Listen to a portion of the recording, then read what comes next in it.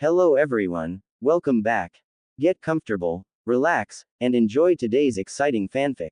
Now, let's begin part 1. Blue eyes brightened with intensity, glaring at all those who dared come near him. His muscles tensing, his whole body filled with chakra, rage was clearly felt throughout the street. I want to feel sunlight on my face. Yet, why? The mob were confused. Why was the face filled with sorrow? I watched the dust cloud disappear, without a trace.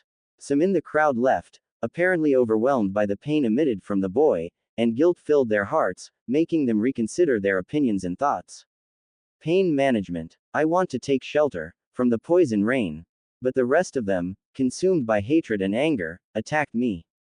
Kit. It's October the 10th, my birthday. Kicks and punches rained down on the poor kid, villagers beating him from all directions, some even used iron pipes, and the chunins involved had gone as far as using brass knuckles. You bastards. Kit. Hang in there. Why? Why is this happening to me? You don't deserve to live, you filth. Just because the Kyuubi is sealed within me. You're a demon. Or just because the whole village is too ignorant to look past the basics. Die. I'm just a kid, a 7-year-old kid. Some of the mob had turned their attention to the kid's apartment and began to vandalize it, destroy it. And they dare call me a demon. Foolish mortals. Should I feel sad? Should I feel hatred? Should I feel anger? They had broken into his house, and began smashing up the interior. Yes, I should, but I won't. I will not give up. All of a sudden, gasps were heard, and in front of them stood a livid old man, wearing a hat with the kanji, shadow, on it. I will believe in those that are precious to me, to save me, and accept me. Hokage-sama. We're just. Silence. You, how could you? How could you do this to a mere boy? How could you? I trust them, with all my heart. Look at him. Is he the demon you are so afraid of? Is that the state of the almighty Kyuubi? Look at him. I will overcome this. You insolent fools. Taking out your anger on a child and disrespecting the legacy of Yondaime. Despicable. I will become Hokage, and protect everyone. Take them away, lock them up for a week, and send the chunins to Ibiki for punishment. Strip them of their shinobi titles. Now go. Hi, Hokage-sama. Because I am Uzumaki Naruto. Anime and manga. And that was the last thought that came to mind as the blonde-haired boy fell into a blissful darkness. He felt calm, and peaceful, something he had not felt for a long time. He had decided, ever since the old man told him what Hokage stands for, he has vowed to work as hard as he could to protect the village. This village. Kanahagakure. I will believe. Scene change. Where am I? What? No. What did you say? Stammered the girl with pale blonde hair. I'm not your friend anymore. Goodbye. Her lips quivered and she rushed at him, grabbing his arm. But why? Why won't you play with me anymore? Did I do anything? I'm sore. No, you did nothing. Don't ask why. I just can't. No. The girl could do nothing as she watched her best friend dash away from her, running down the streets. She didn't understand why, and tears were flowing freely as she dropped onto the ground, on her knees, and cried. No, that's not what I wanted. No. Where are you going? Asked the pink-haired girl, whom he had just saved. I can't tell you, but just remember, always treasure your friends. Come on, there's a girl that really needs you. Don't. Please don't, not again. But what about you? I want to be friends with you. The boy merely shook his head sadly as he ran off once again, leaving the dumbfounded girl on her own, with another girl, who was playing with the slides all by herself. I'm sorry. Naruto-kun. Naruto-kun. Are you alright? A white ceiling came into view as his eyes flashed open, his breathing rough and his heart beating at a ridiculously quick pace as he took in his surroundings. So, I'm in the hospital again. He took in the worried face of the Hokage and the tense stances of the Anbu behind him and gave a genuine smile, before calming himself down. Oji-san, I'm fine. Sandaime Hokage breathed a sigh of relief. Guilt and pain tore through his heart as he remembered the desperate cries of the boy, begging for forgiveness and yelling that he was sorry. What kind of a Hokage am I if I cannot even protect him? Naruto examined himself and chuckled bitterly. Well, looks like I'm back to normal. When can I be released?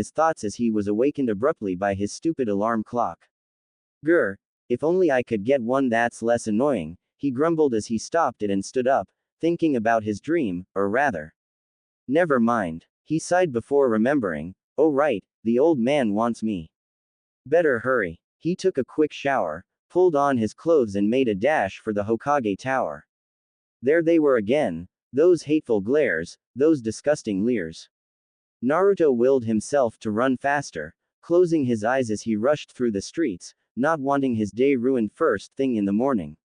Anime and manga. At the Hokage Tower, holy, was all Naruto could manage as he saw the huge line outside the door of the Hokage's office. He slumped his shoulders, oh you've got to be kidding me. And he sighed as he accepted his fate and stepped behind the 151st person and waited for the line to move on.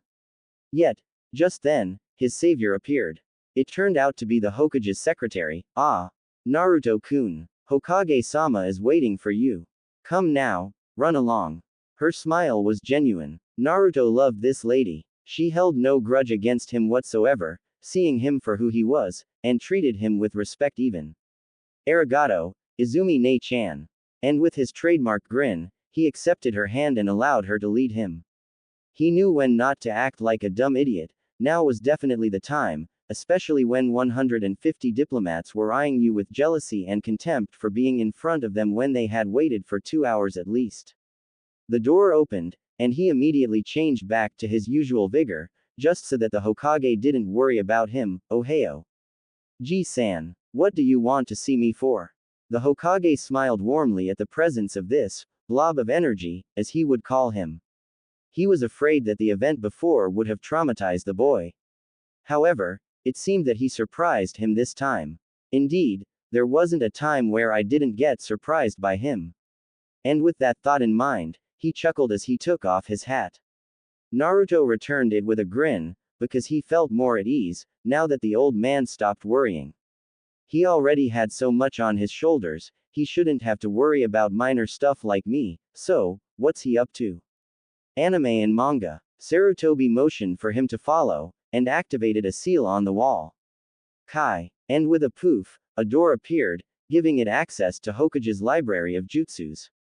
Naruto's eyes widened at the sight of all those scrolls in front of him, rubbing his eyes repeatedly to tell himself that it was indeed the real deal.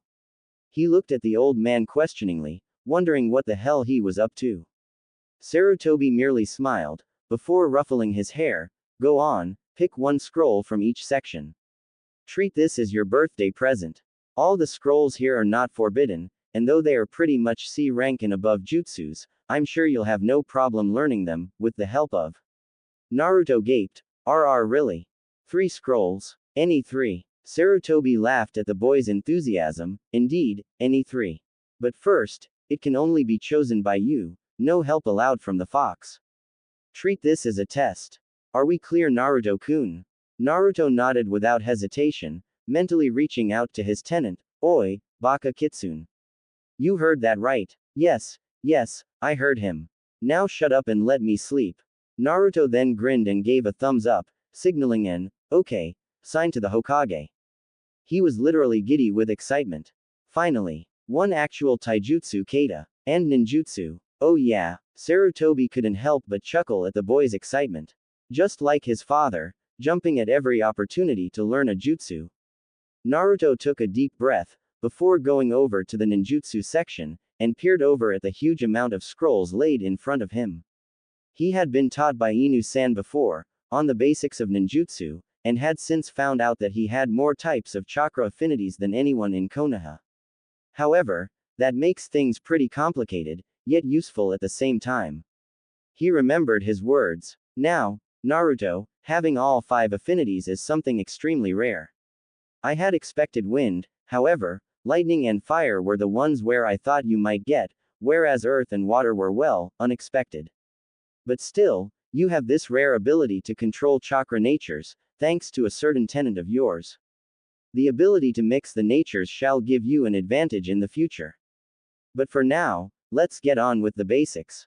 Naruto almost sweat dropped when he remembered what Inu-san had told him. God, he had spent an hour lecturing him on the basis of chakra and why it was so important. He was bored to death at the end of it and had never been so glad to get rid of the Anbu. However, he still learned a fair lot. He had come to acknowledge the fact that lightning, water and earth were underlying affinities, that are hidden, in a way. Fire and wind basically were his primary elements. Anime and manga, he chose for a while, before settling on a mid-B rank defensive wind jutsu, Fuden, Kei's no Fukuman, wind element, wind veil. He noticed the amused glance in the Hokage's eyes as he chose that one, and knew he had made a logical choice. Hell, he should have. Since the age of 5, Naruto had came into contact with Kyuubi, and had the shock of his life.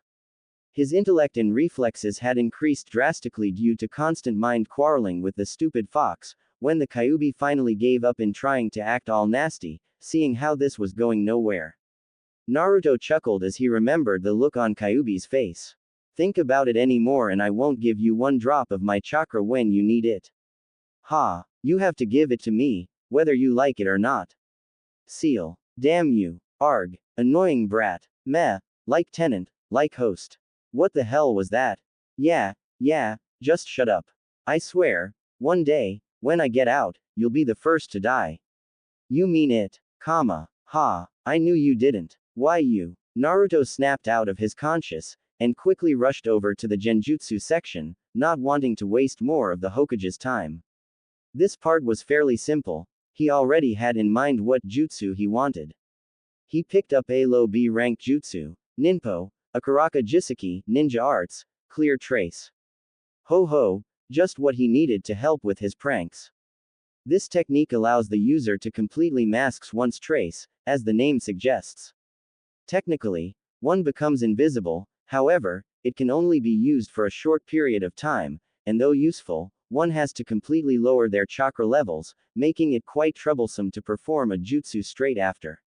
This technique is mainly used for infiltration purposes. Hee, infiltration indeed. Hope the Hyuga stuck-ups enjoy it. But better not push it. Hiyashi-san seemed pretty angry after that last trick, lucky he can't prove it was me. And finally, the long-awaited section of taijutsu. Interestingly, there were quite a number. However, Naruto instantly caught sight of a genjutsu placed in the area. He raised an eyebrow in confusion, looking over at the Hokage, seemingly asking him, what the hell is going on? Sarutobi smiled as he watched Naruto figure out his puzzle. He nodded and gave him the go ahead sign, wanting to see if he could dispel it. Naruto focused, just like Inu-san instructed. Concentrate, blow off the surrounding chakra layer quickly, in one swift motion. Now, Kai. And at once, the genjutsu faded, leaving the originally empty table with a huge scroll on it. He walked over to it and inspected the title, Tai Chi Jusen Shiki, Tai Chi Fist, 13 Styles. He looked it over, the scroll seemed old. The faded ink marks on the sides showed that it was recently unsealed. Kit, accept it. The old man actually allowed you to learn this style. HMPH, good decision. About time too. Can't stand the way those bullies see through your punches, Naruto ignored the snide remark and picked the scroll up, no longer hesitating and walked back into the Hokage's office. Sarutobi motioned for him to sit, and began, in a very serious tone, Naruto-kun, do you know why I allowed you to pick 3 scrolls from this library of mine? Anime and manga. Naruto scrunched up his face, trying to remember, but in the end, answered with a, no. Sarutobi grinned, just like him to forget all that he did for others, well, Naruto-kun. Hyuga Hiyashi has not forgotten how you helped save his daughter. At that, Naruto slapped his hand onto his head, of course. Hinata-chan. How can I forget? Flashback.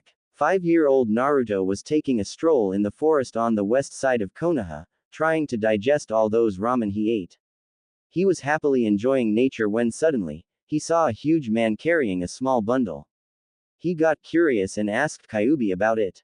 Kyuubi immediately recognized the bundle as a girl from the Hyuga clan.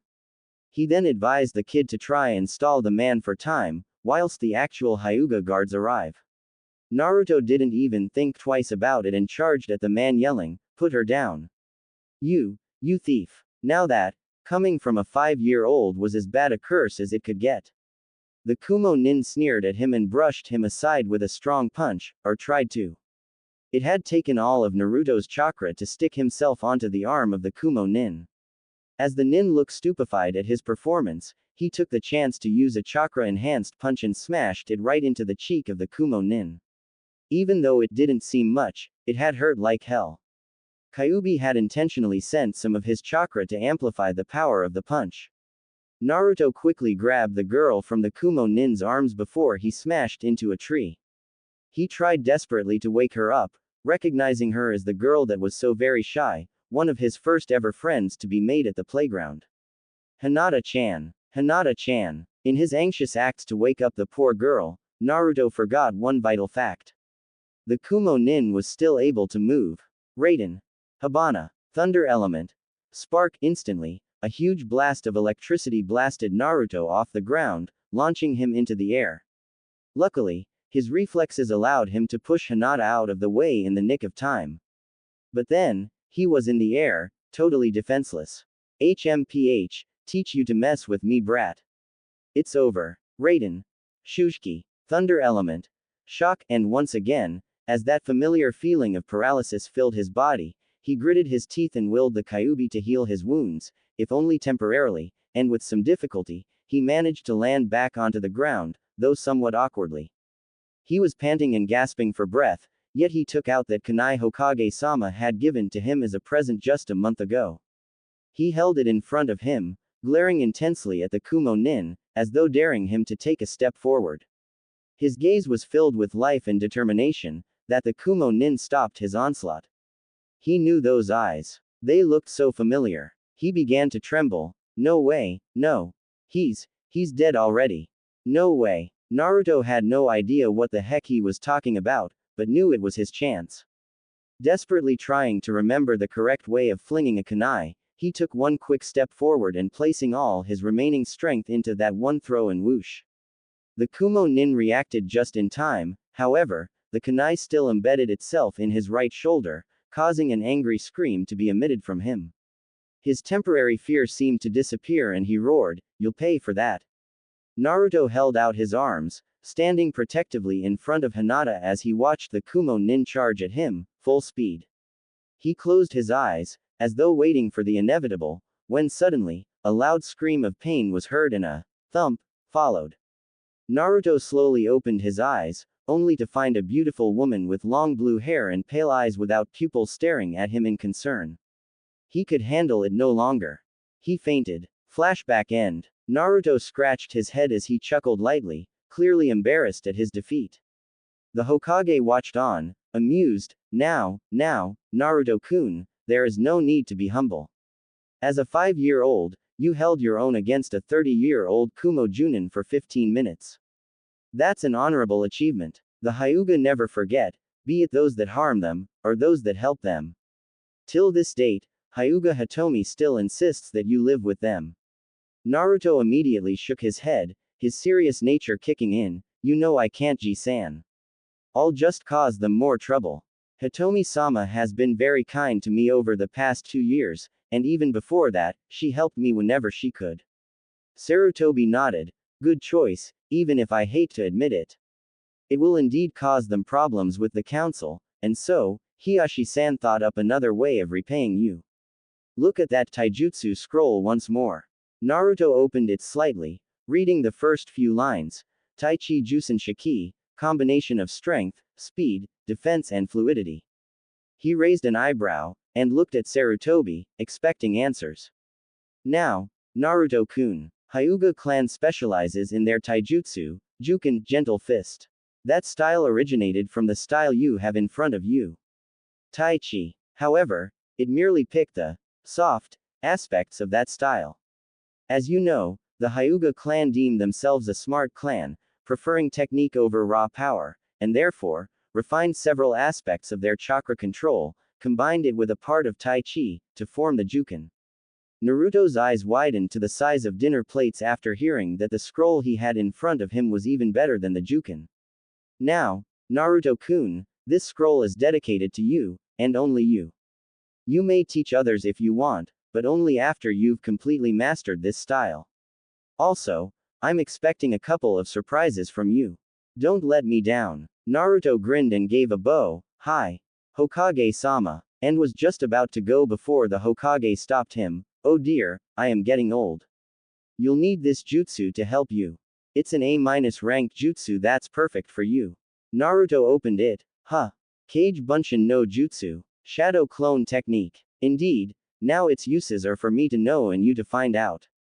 Get training, young man. Ha ha ha. And with that, he dismissed the young blonde and sighed as he realized that he had to now listen to 150, possibly more arguments, treaties, suggestions, blah blah blah. With Naruto. Oi fox, which one should I study first? How would I know? I had no need for your petty jutsus. All I required was my chakra and my chakra natures. All shall burn before me. Whatever. Are you mocking me, Kit? HMPH. One day, I'll show you what I can do. HN. Maybe by destroying you. Alright, cool down. Geez, just a remark. Now, which one should I begin with? Well, I reckon you should try the one that old Senile just gave you. Sounds very useful. Try it. Naruto gave an unconscious nod, before speeding over to his usual training ground, number 15. It was isolated, on the east side of the village, with hardly anyone going there, due to its lack of facilities. Yet, the vast amount of space was just what Naruto needed. He placed the scroll down, and began studying over the first scroll. Kage Bunshin no Jutsu, A rank, offensive, requires maximum chakra and medium chakra control. Junin class. Whoa, old man must trust me to give me this one.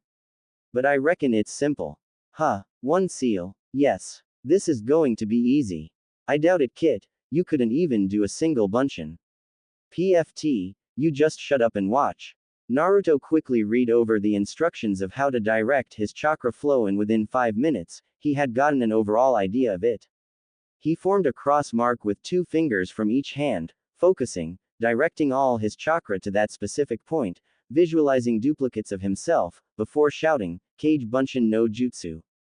And as expected, a huge cloud of smoke covered the area, just like what happened when he did the basic Bunshin, yet last time, there were only sickly and frail visions of the clones.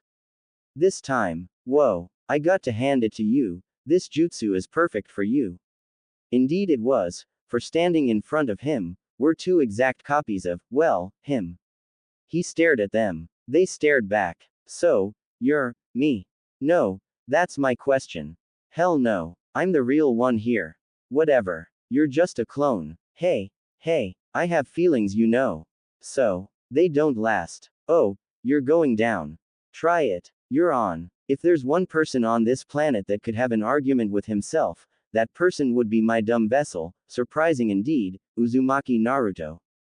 And so, a very ferocious spar ensued, and amidst the fighting and laughing and fun they Naruto was having, he couldn't help but thank whoever it was that helped him so. The tears that filled his eyes were actually due to happiness, even if it was due to sad memories, he had gained something precious once again. Hey, why are you alone? The girl asked curiously as she watched the blonde boy sighing on the swing all by himself. Huh, oh, you see, he looked at her, hesitating whether or not to tell her. Well, the girl smiled a little, putting on a gently expression as she waited patiently for him to answer. I have no friends. No one likes me. That's why, he mumbled, not wanting her to see the pain behind his eyes. He quickly faked a grin, but don't worry, I'm alright. The girl pouted and placed her hands on her hip, but you're not. The boy looked at her, surprised. What? Everybody needs friends. Come on, let's play together. I'm Ino. You can call me Ino-chan. I'll be your friend. The girl smiled widely as she held out her hand, genuinely accepting the boy. The boy looked shocked for a moment, before his lips quivered. You want to be my friend? Really? You would do that? The girl gave an enthusiastic nod. Of course. Well, what's your name? The boy finally smiled, but this time, with a few tears in his eyes as he spoke out loud, I'm Naruto. Nice to meet you, Ino-chan. Kit, you really need to do something about this dreams of yours. Whoa, Kyubi. What the? Yep, and you need to do it fast. I know how much she means to you, but can't you see that pushing people away is not the solution? I'm not pushing people away. Least, I'm not doing it on purpose. I'm not strong enough. I can't protect those that are precious to me. Well, then I'll just have to make sure you train harder now, don't I? I refuse to let my vessel drown himself in misery. I'll never live it down. Okay, whatever. But, yeah, should I up my gravity capacity? Well, currently, you're undergoing level 5. I reckon you could jump straight to 8 today. We need to focus on getting the styles right. Sure thing, alright, time to wake up and get some training done. It's been 2 months since Naruto last got the scrolls from Sandaime Hokage. He has currently mastered the Genjutsu Akaraka Jiseki, Clear Trace, and he had been so kind to decorate the Hokage monuments using that jutsu that even the Anbu had no idea who had done it. Kyuubi had done his part by teaching him gravity seals. Level 1 is the basis for all shinobi, meaning they train under normal gravity. Every one time you increase your level, it doubles the gravity field, forcing your muscles to adjust. Normally, this would be suicide training, however, with Kyuubi's healing factors, it worked wonders. No longer were there baby fat on Naruto's face, his arms and legs were much more muscular than before, and he had found that it even helped with his chakra control exercises a lot. Anime and manga. Kage Bunshin had been an immense help. Naruto had figured the trick behind it very quickly. However, it was by pure luck that he stumbled upon the god-like opportunities this technique presented. Flashback. Naruto had summoned a Kage Bunshin to keep him company as he began his training. He would spar with the other, him, as he worked through all the styles of taijutsu, one by one. Ryu, dragon, Tora, tiger, Kijuki, crane, hubby, snake, shishi, lion, suru, monkey, washi, eagle, kujira, whale, were the basic styles. The advanced section, or basically, the styles that mix up all the above mentioned into 4 more complicated and powerful styles, would be Ryusei, meteor, Tsuki, moon, Taiyo, sun, and finally, Tentu, heaven. Ryu, Tora, Shishi, Washi focuses on strength and power. Kijuki, hubby and Suru focuses on fluidity, flexibility, technique and speed. Kujira focuses solely on defense, stamina and to train one's mind. Ryusei is a combination of Tora, Washi and Suru. Tsuki is a combination of Shishi, Kijuki and Kujira. Taiyo is a combination of Washi, hubby, and Ryu. And Tentu, combination of Ryu, Kijuki, Kujira and Tora. Taichi Jusen Shiki, combines speed and agility, with strength and defense, totally different from the original Tai Chi fist. Chapter 1 clearly states that to master all the styles would be foolish, for one's body can only adapt to so many types of trainings, and if beyond a certain point, muscles will contract and relax at the most inopportune moments, and eventually cause the whole body to break down. The final 4 styles act as a guideline to show the combinations possible. And it is highly recommended that one trains in no more than 4 styles at the most. However, there has yet to be one to master the Tentu style, for within it contains the essence of all aspects of combat. And of course, Naruto, being his stubborn old self, immediately decided to train the Tentu style. And so he started straight away, carefully reading up the positions and ways to use the strength. Currently, Naruto had no problem with Tora and Kujira, seeing that his stamina was off the charts and his strength was good enough, to say the least. However, Ryu proved to be challenging as it used more than just power. It required precision, accuracy and above all, control. Kijuki was even harder. Control was the main issue. Fluidity was okay-ish for Naruto, and speed was acceptable. Today, he was working on Ryu no Kame, dragon style, and his clone was helping out, when he accidentally used too much power, smashing the clone into another tree, causing it to go, poof, in a cloud of white smoke. Naruto sighed as he walked over to the tree and looked at the damage he caused. However, before he even reached there, what? Oh, so that's why I blasted him off. Sigh, control went off on that strike, wait a minute. How did I know that? And then came the brilliant discovery. Kage Bunshin's shadow clones transfer whatever information they gained during their existence to the user once they are dismissed. And this, if used for training, whoa. Flashback end. And so, Naruto began. He first created 5 clones, getting 3 of them to work on the Kijuki no Kame, whereas he himself and the other 2 continued to go crazy over the frustrating Ryu no Kame. 5 clones became 10, 10 became 20, 20 became 50. And in just 2 months, Naruto was able to efficiently train alongside 50 clones, gaining an immense amount of knowledge every time they disappear. The rush of information to his head was handled by Kyuubi, preventing the data overload from affecting his nervous system. It had sorted out everything as quickly as it could, and soon, Naruto found that he was on the verge of mastering Tentu style. And he wasn't exactly surprised. What's more, Kyuubi had informed him that the pinnacle of taijutsu was to be able to use one's chakra nature to help him out. As for Naruto, Kyubi had merely smirked and guffawed before telling the kid to leave him alone and hurry his training. Oh, surprises, surprises. And so, he trains 8 hours a day. 8 times 51 gives 408 hours a day. And 408 times 61 days. 24,888 hours, yeah.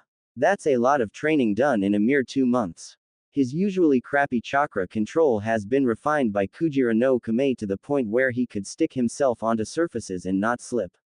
Now, that worked brilliantly on the Hokage when he walked into the office via the ceiling. His chakra capacity increased daily, and having the gravity seals on was just an added bonus in his training regime. The calories he burned off due to training, he got them back by eating at least 10 bowls of ramen at Ichiraku every day. His allowance from the Hokage increases over the years until he is deemed able to make a living for himself, i.e. when he becomes a genin.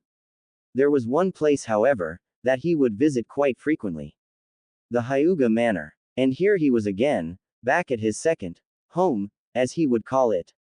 He had just finished a day of training and had decided to drop in for a visit. The Bunk Branch family guards knew him well and treated him as an equal. Now that, coming from the almighty Hyuga clan, as Naruto would call them, was a big thing. However, Naruto detests the laws implemented on both the Soke main family and the Bunk members. In his opinion, the seal was just downright cruel, and the main family members have to train themselves to the point of exhaustion just to make sure they do not dishonor their clan. However, not once did Naruto voice his opinions, but everyone could see his apparent disapproval whenever he's visiting.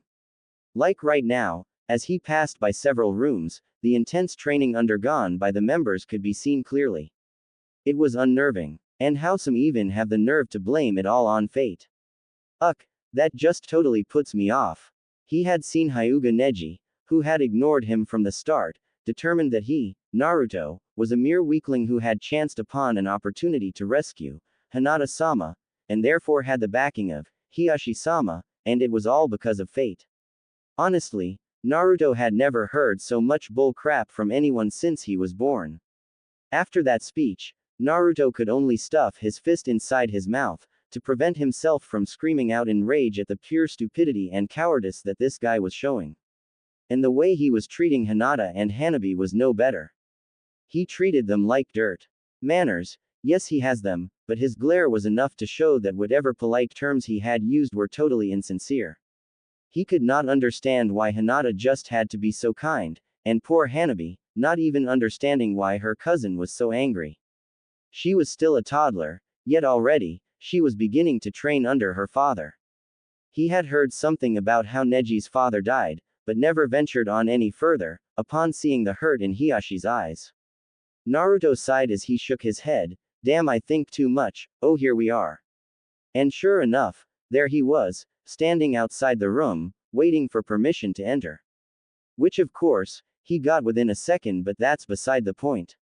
Come on in Naruto-kun. Naruto obliged and quietly slid open the door. Hyuga Hitomi was 31 years old, with long flowing navy blue hair tied up in a white ribbon. Her skin was silky white, something that Hinata picked up. Her eyes were kind and her touch was always gentle. She was the most caring person Naruto has ever known, besides Sandaime Jizen of course. She wasn't stiff and strict like Hiashi was half the time, no, she genuinely cared about people's well-being. She treats Naruto as a son, and that is something Naruto will never forget. Whenever he had troubles, he confided them to her. She was one of his precious people, definitely. Hinata and Hanabi would follow close behind, especially Hanabi, who had taken to him immediately, grabbing his blonde hair and giggling as she played with it. Hinata was like a younger sister to her, and he swore that he would protect her if anything ever happened to her. One thing that never changes for Naruto is the fact that he always keeps his promise. And because of that, he has gained the trust of the Hyuga sisters and their parents. As he was indulged in his train of thoughts, Hitomi smiled and said, "So, what brings you here Naruto-kun?" He snapped out of his trance and gave a tired smile, "Well, something's bothering me." Hitomi knew that smile. It was his, "God damn it, life sucks," smile. If you could even call that a smile. She sighed and motioned for him to come closer, before hugging him gently and listening to his woes. Naruto had told her before, those dreams he had. She and all the other parents knew the truth behind what he did, and wanted to explain to their own children, but Naruto shook his head, telling Hitomi that it would just make things worse. The problem with Naruto is, he thinks about the others too much. Not just that, he rarely cares about himself. So selfless, so gentle and caring. You wouldn't expect such quality in a boy at his age. Naruto-kun, why don't you accept Ino as your friend once again? I'm sure she'll forgive. No, I can't. Last time we were friends, those Chunin were about to beat her up as well. I like her Hitomi-sama, I really do. But, and Sakura-chan too, I can't do this to them. This is my burden, so I'll carry it myself. This is my story, and no one else can change it but me. I'll do whatever I can to protect them, even if it means that they'll end up hating me, I'll do it. Naruto's eyes shone with such determination that Hitomi couldn't help chuckling at. He's so much like him, like they said, like father, like son. Okay then, Naruto-kun. Well, do you feel better now? Naruto grinned and gave a big nod, yup. Arigato, Hitomi-sama. Hitomi sighed and gently tapped his forehead. How many times have I told you, there is no need to call me, Sama. I'm not that old, you know. Well, Obasan isn't any better in my opinion, ow. Hey, baka. Hitomi then took out a brush and began to gently comb his hair. Naruto-kun, I've always wondered, what having a son was like. Naruto froze, his heart threatened to stop beating any moment. Is she? I would like you to become my son, even if we're not related by blood. I would still like to be able to call you my Sochi son. Do you accept me as a sort of surrogate mother? Can I have the honor of you calling me your Hahaya mother? Naruto began to tremble. He was just about to speak before Hitomi spoke once again. No, Naruto-kun, I know what you're thinking. You told me once that you do not want to be adopted, and that you like the freedom you have, and I agree with you and respect your decision, but don't you think that even the mightiest of birds would need to return to their very own nest to rest their wings? Tears were threatening to fall any second. He bit his lips, but, the council. Hitomi shook her head. You are not of the Hyuga clan, they can't do anything about it, we can't adopt you, even though I've been trying for years to be able to do that, but, that doesn't mean I can't love you as a son now, does it? She smiled warmly. Besides, I'm sure Hinata would like to have you as a brother. Hanabi too. They adore you, Naruto-kun. Hitomi now, come on, Hiyashi, say something. Naruto whirled around, shock evident in his eyes as the leader of the Hyuga clan. Hyuga Hiyashi was standing right there, smiling slightly. What is your surname, Naruto? Naruto raised an eyebrow, before answering, Uzumaki, sir. Do you have any blood relationships with the Hyuga clan? No, sir. Have you been taken into our custody? Not that I know of. Well, then, I don't see anything wrong with that. Now, come on Hinata, Hanabi, say hello to your new brother. Hiyashi stepped aside, revealing two girls who smiled brightly before dashing into the room and latching themselves onto Naruto, Onachan. Older brother. Naruto gave a slight yelp at the sudden weight increase on his body and fell onto the floor, with Hanabi giggling nonstop, cuddling him like her teddy bear, whereas Hinata merely hugged him gently and gave him a genuine smile. Hitomi and Hiyashi laughed at the scene before them, especially when Hanabi began to play Naruto's spiky hair. It was hilarious. In the end, Naruto had allowed her to do it. However, whenever his gaze met with the two of them, a mutual understanding was established. Arigato, Kasen, we love you Naruto-kun, as much as Hinata and Hanabi. Never ever forget that there will always be ones who care for you. Never forget that, and even though it might not have seemed very special to the Hyugas, seeing how they were already treating him as a part of the family, Naruto had found something precious once again. He had 4 more precious people to protect, and that made him happy to no end. So what do you say? Be friends with me, Ino-chan, A-A arigato, Naruto-kun, will you be my friend? Sakura-chan, yes I will. But not yet. I will train to be stronger, until I'm sure that I can protect you, but for now, please, forgive me, for not being able to return your friendship. HHHAAARGH. Smash. Not bad, but it still needs refining, I reckon. But great job so far. Your form and nature manipulation definitely came a long way, Gaki. Naruto was panting as he eyed the damage done to the poor tree by his very own original jutsu. It was incredible, and he was proud. However, he knew that wasn't all. The jutsu had the potential to end up as an A-rank assassination jutsu.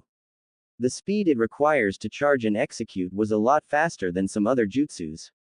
Kyuubi had told him where his fire affinity came from. And since 8, where he met her, he began to train like crazy, doubling the number of cage bunshin he would use, now averaging around 200 a day. It was a magnificent way of training. Kuso, arg, I'm exhausted. Groaned Naruto as he slowly sat down on the forest ground, resting against a tree, as his mentor grinned sadistically. Ooh, come now Gaki, you don't want me to double your training regime, do you? Naruto sighed. Look, leave me alone for just 2 minutes, okay? I'm not kidding. She raised an eyebrow. HMPH, seems like you have a limit too. But nevertheless, I am amazed at your progress. Nay, Naru-chan, how much further do you think this jutsu can go? Naruto grunted at his nickname and replied, I reckon I may finish it sometime soon, a few days maybe, and don't call me that. She smirked widely. Oh, is little Naru-chan all grown up and independent now? Is he so strong that he can ignore his oh-so-caring Nei-chan? Naruto snorted. You've got to be kidding me. Caring. Right, you didn't seem to mind that you were throwing 50 kunais per minute at me when I was just an 8-year-old. And making me run around this crazy forest, trying to stop you from literally killing me, you can still call yourself caring. Yup. And with that, she took out another stick of dango and began to eat it, clearly ignoring Naruto's earlier comment. Naruto growled in frustration, if there ever was such a freaking annoying woman in the world that I absolutely have no idea how to get her off my nerves, it would be Mitarashi Anko, with Hanabi and Hinata following closely behind. However, said woman was happily engorging herself in the pleasures of consumption, and couldn't care less about what was going through his mind. It all started the year before. Flashback. Naruto was training in the patch of forest just next to the fenced-off area named Training Area No. 44. He had already got his Tentu style down, and began training on his ninjutsu. His futon, K's no Fukuman, wind element, wind veil, can now be executed in the blink of an eye. Kyuubi is now guiding him through the ways of manipulating chakra nature, mainly how to control fire. Naruto was exhilarated when he managed to create a blue flame in his palm. He created a small C-rank fire jutsu for himself and had even gotten the Hokage to approve it. He named it Kaden, Shakaku fire element, crimson flame ball, due to the fact that it was literally creating a small ball of fire within your palm. You can adjust its size depending on your control and chakra capacity, and let's say, you wouldn't want to be on the receiving end of it. Yes, and that was the start of his very own collection of original jutsus. He currently had 2 on the list, well, technically 1.5, but meh, details, who needs them? And so here he was, training diligently, trying to think of another jutsu that could help him, and that was when he saw 2 kunoichis appear on the side of Training Area 44, arguing intensely. From what Naruto could pick up due to his slightly enhanced senses, it seemed as though the black-haired woman was ranting about how she finally had the chance to get revenge, and how the snake bitch was going down. And without warning, the purple-haired female was struck right in the chest, and just as she was about to block, her friend had slammed a kunai into her shoulder, pining her to the tree. Naruto raged at the sight of that. He hated those who looked down on others, and he did what he thought was right. He charged up his Shakaku and took aim. Haha. Didn't see it coming now, did you, Anko? Even the Hokage got fooled by me. All I had to do was pretend to be a goody girl and he let me team up with you. That old senile. Now die. And just as the psycho was about to plunge the kunai into her heart, Naruto flung his fire ball as hard as he could, right into her back. The fiery chakra ball detonated on contact and sent the kunoichi flying into the fences surrounding the area, effectively knocking her unconscious.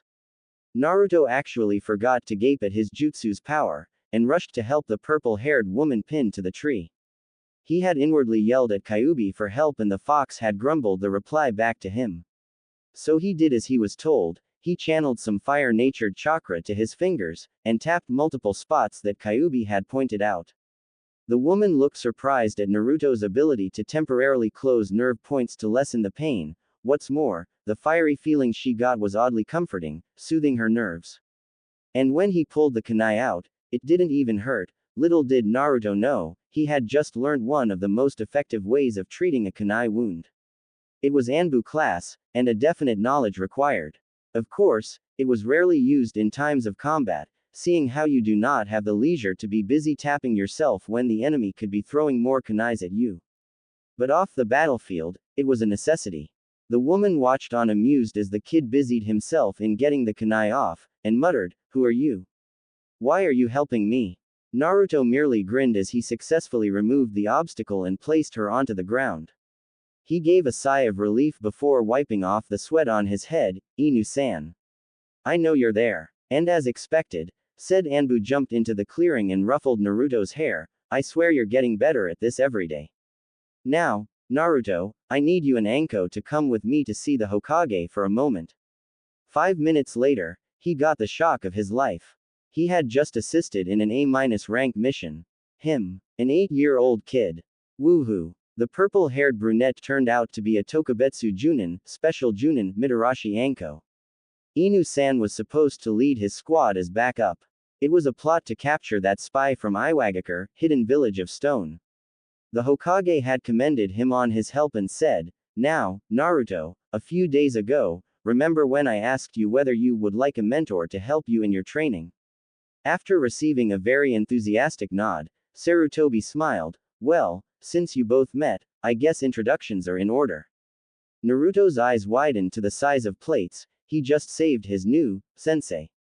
"Whoa. Yo, you did pretty well back there. What's the name? Gaki. Uzumaki Naruto. Future Hokage. Oh, ambitious aren't we? Yep. Well, guess it's you and me now. You ready, Gaki?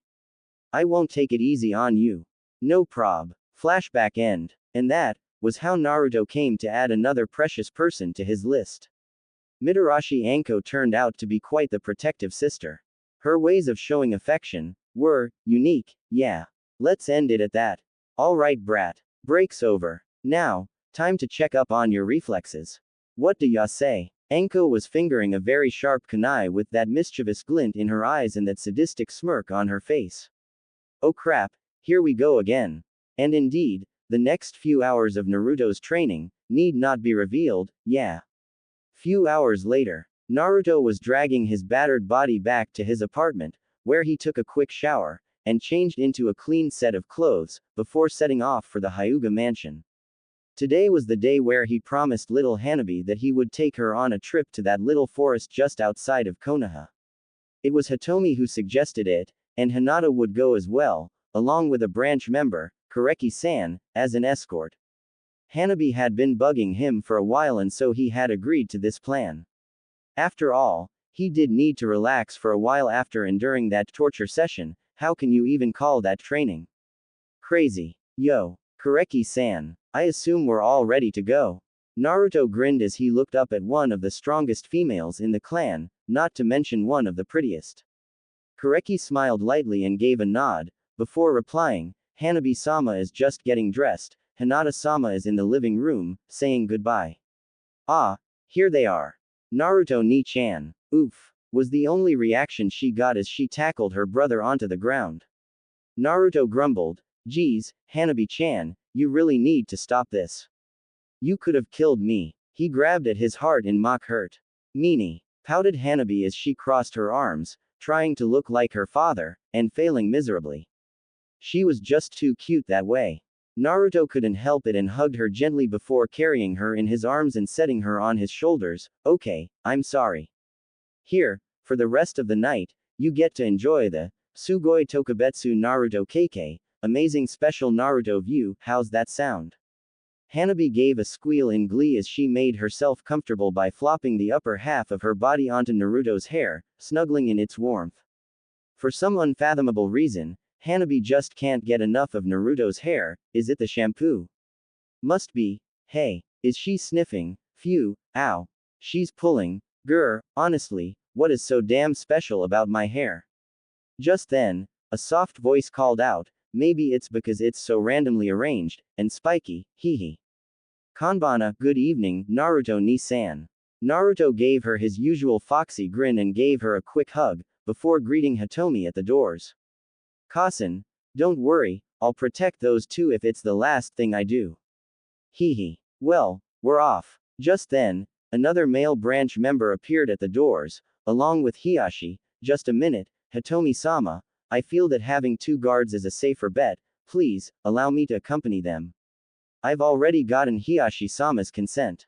Hitomi narrowed her eyes slightly, before looking at her husband. She saw his gaze and reluctantly gave a nod.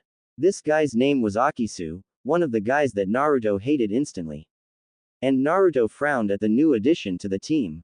He gazed at Hitomi, only to see her smile slightly, tilting her head as usual, giving him reassurance, and that was all he needed.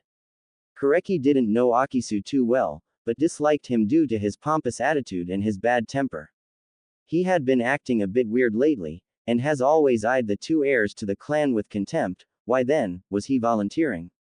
However, upon seeing Hiyashi-sama's glance, she gave a nod, before they set off, with her leading the front, and Akisu flanking the rear. Naruto was right behind her, entertaining Hanabi and Hinata as they went. Now, the forest they were going to was special. How? Well, it was the place where the waterfall was the most famous place to sightsee in the Fire Country. It was beautiful, with pebbles glittering under the soft moonlight, and the soft whispers of the water were able to calm your tense nerves in a matter of moments. The moonlight silhouette added a mysterious feel to the whole place, not to mention that it was a great place to stargaze. It was chosen by Naruto, after some research and pestering with the Hokage, and Hitomi couldn't have been more satisfied. And as expected, Hinata and Hanabi totally adored their destination. It was gorgeous. Naruto had to admit, it looked even better than some of the pictures taken. Kureki gave a sigh as she made herself comfortable under a tree, and whilst keeping an eye on the children, she too relaxed under the quiet moon. Hinata and Hanabi played lightly with the water, gently spraying each other a little here and there, with Naruto laughing and playing with them. It was tranquil, yet, Naruto couldn't help but frown, something was off. Oi, Kuso Kitsune, you sense anything? That Akisu guy, he just ticks me off. HMPH, that tone will not get you anywhere. And I care because. Grr, fine, I'm going to sleep. Okay, I'm kidding. Now honestly, what is up with that guy? Just be on your guard. Treat this as a sort of mission, and respect it. Nothing should go wrong. Okay then, thanks. Did I hear right? This ungrateful brat just said. I take it back. Shame. And with that, he cut off the link and resumed in his fun and laughter. Akisu merely stood there, stone-faced, totally serious. He activated his Byakugan secretly and smirked when he saw them coming. Oh yeah, it's time. Ha, time to die, demon scum. Oh, not to mention those disgusting main house brats. Hope they enjoy their afterlife, without their precious eyes. He walked casually towards Kureki and pretended as though there was something behind her. Hey. Look out. Kureki's eyes shot open and she spun around, only to feel an immense pain in her back as she felt the kunai plunge into her body, eliciting a scream from her. Naruto's head shot up at that and saw Kureki being punched right into the cliff beside the waterfall, temporarily disabling her. His sadistic smirk was all Naruto needed to tell that something very, very bad was about to happen. Indeed, without warning, a fist lodged itself firmly in his cheek, blasting him into the trees, making him cough up blood. Hanabi screamed as the guy that assaulted them grabbed her roughly and struck several pressure points, temporarily paralyzing her. The man turned out to be a Kumo missing nin, seeing how there was a slash on his headband. Hanabi. Hinata was just about to rush over when Akisu slapped her right in the face, before giving her a punch straight in the stomach, rendering her helpless as she kicked him away. Hey, Muraki. All done. Ha, that will teach them to disrespect me. Now, as planned, should we kill the her? Mumbled Akisu to the missing nin as he jerked his thumb towards Kureki, only to find that she wasn't there. Scum! Yelled Kureki as she slammed a Juken strike right in his side, before following up with a kick, only to find that it was blocked by the missing nin. Muraki sneered as he slammed his fist down on her leg, breaking the bones, and using his immense strength, he flung her away. Kureki was doing all she could to not faint from the pain she was put through. This was unreal. A normal play trip transformed into an A-rank protection mission. What's worse, she's on the losing end. Akisu activated his Byakugan and rushed in to challenge her. Kureki, needless to say, was subdued after a few strikes, seeing how she was severely injured. Akisu took out a kunai and smashed it into her shoulder, pinning her to the tree. Her screams were ignored as Akisu didn't so much as look at her, before walking over to Naruto. HMPH, demon brat, I finally get to kill you. Think of all the honor I will get. Naruto suddenly went, poof, into a cloud of smoke, and that was when Akisu knew he was in trouble. Take that, yelled Naruto as he drove his fist right in his gut, administering Tora no Kame. He continued the combo with an uppercut, sending him into the air, before gathering chakra into his feet. He too leapt into the air with 2 roundhouse kicks. He bashed Akisu right in the head, and was about to finish him off when all of a sudden, Raiden, Rakurai, Thunder Element, Lightning Bolt. And before Naruto could even react, a huge bolt of electricity coursed through his body, sending spasms through his nervous system, totally messing up his coordination, not to mention it hurt like crazy. Naruto Nissan, screamed Hinata as Akisu held a kunai to her throat. Demon, either you let me kill you, or I kill her. Your choice. Muraki, take that girl and run. I'm sure that someone would have noticed the explosion you caused by now. Go. Muraki merely glared, but did as he was told. However, before he could take even one step, he frowned, as a dozen or so clones were surrounding him, determined on not letting him go. Hanabi felt helpless. She hated seeing her beloved brother in pain. What's worse, she was indirectly the cause of it. If only she had trained harder. If only she hadn't pestered him, if only they didn't come on this stupid trip. The tears in her eyes caused a wave of sadness to Naruto's heart. He growled as he yelled, Hanabi. Hinata. Trust me, I will save you, or I'll die trying. Akisu inched the kunai slightly towards her throat, causing a tiny bit of blood to escape, his menacing smirk plastered on his face all the while. Hinata merely closed her eyes and mouthed, Run. Fox. Done. Go wild kit. However, what surprised the two enemies the most was when Naruto formed a bird and a ram seal, and the purple light that glowed on the ground he was standing on. Juryoku Sumitsuki, Juichi Taira, Kai. Gravity Black Seal, 11th level, release, and as the jutsu was formed, his chakra flared intensely for a moment, before slowly dying down, and soon, the same feeling of lightness came upon Naruto, and muttering the words, Shunpo. Flash step, he dashed off at speeds deemed unattainable for an 8-year-old kid. In just one move, he got right up in front of Akisu and smashed his fist right into his face, blasting him through the trees. The Cage Bunchins, on the other hand, have successfully rescued Hanabi, and are now doing their best to contain the missing nin. Kureki stared in awe as Naruto handled the situation. It was unbelievable. Naruto gave Hinata a quick hug, before charging up his fireball, Kaden, Shakakyu. Fire Element. Crimson Flame Ball. This time, however, he charged it to twice its normal size and with extreme accuracy, lodged directly onto Akisu, causing him to scream in agony as the flame engulfed him. The fact that Kyuubi's fiery chakra made up 90% of it assured his defeat. It was then that Naruto bit his thumb and smudged some blood onto his palm. Ninpo, Kuchiyos. Emerge from the shadows, Shinku. Ninja arts, summoning jutsu.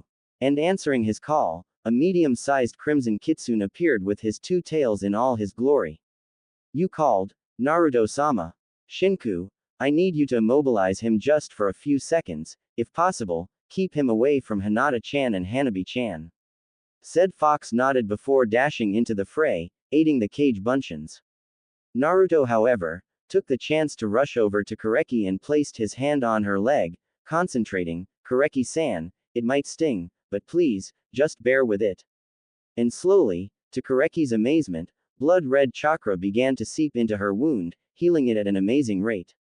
She felt the energy coursing through her, she felt revitalized. In just a minute, Her major wound was no longer bleeding. Kureki-san, I've tried the best I can, it's going to be fine for now. I need your help. My chakra supplies are depleting rapidly, and I have just enough for that one attack. Please, get Hinata-chan and Hanabi-chan when you have the chance, and quickly run back to Konoha first. I'll try and stall for time. You and I are in no real condition to be battling, so please, trust me. Kureki hated to admit it, but that seemed like the only solution. Her leg was cured, and she was ready to go. Naruto-kun, thank you. Naruto gave her that confident grin, before charging right at Muraki, getting his attention away from the two helpless girls, and using his cage bunchins, he got them to Kureki. Hurry, Kureki-san. And as expected, the clone went, poof, disappearing due to the lack of chakra. Kureki focused immediately and sent one last gaze at the brave boy, before forming a ram seal, Shunshin no Jutsu. And in a cloud of smoke, she disappeared. Naruto sighed in relief as he witnessed their departure. Muraki too saw it and was furious. You brat, you just ruined my meat ticket back to Kumogakure. You're going down. Raiden. Kanden. Electric shock. In an instant, electricity was emitted in all directions, promptly destroying all the clones. Naruto gasped as the Kumo Nin engaged him in close combat. He too kept his cool and held his opponent off pretty well using the Tentu style. However, due to his rapidly diminishing chakra, he knew that he wasn't going to last too long. Just then, Shinku snapped at the Kumo Nin with his sharp jaws, buying Naruto some time. Back in Konohagakure, Hokage-sama yelled Kureki with the last of her strength, as she Shunshin-ed into the Hokage's office. She wasn't surprised to see Hiashi there, as she knew they had a meeting. Sarutobi and Hiashi stood up abruptly at the sight of the two unconscious girls, with blood all over their clothes. What happened? Where is Naruto? Asked Hiashi urgently, refusing to believe what he feared had come true.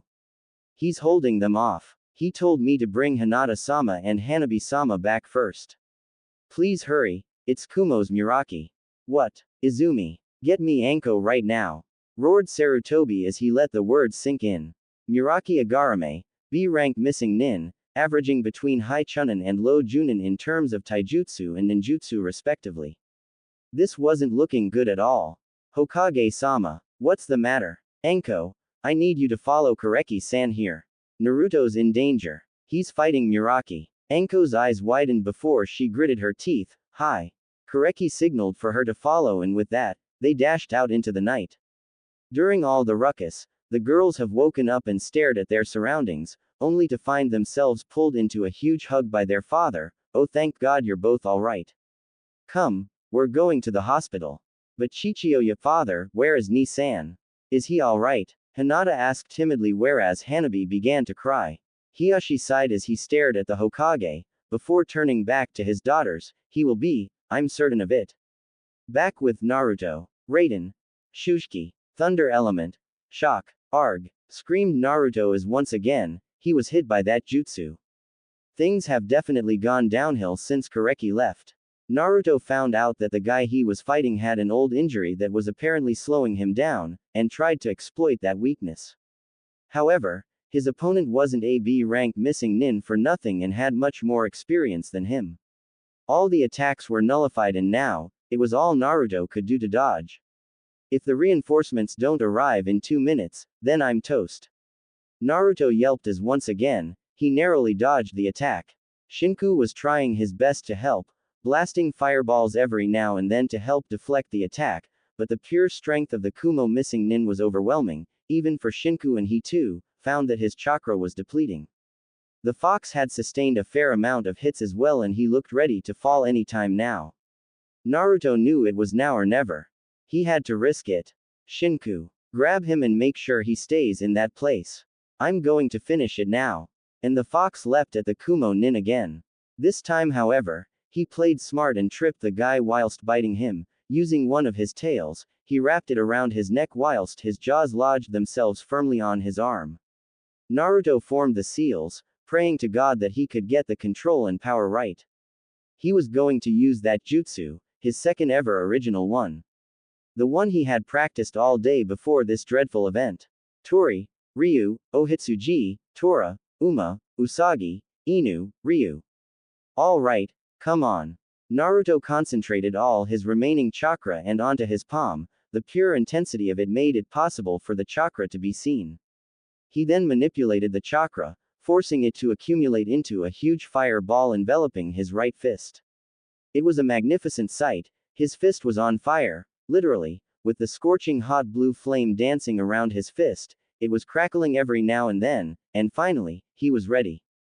Harg, Shunpo. And in flash, he dashed off towards his enemy, the flames growing wilder by the second, gaining power as the wind spurred them on, his eyes roaring with determination as he appeared right in front of the Kumo missing Nin, fist drawn back, it's over.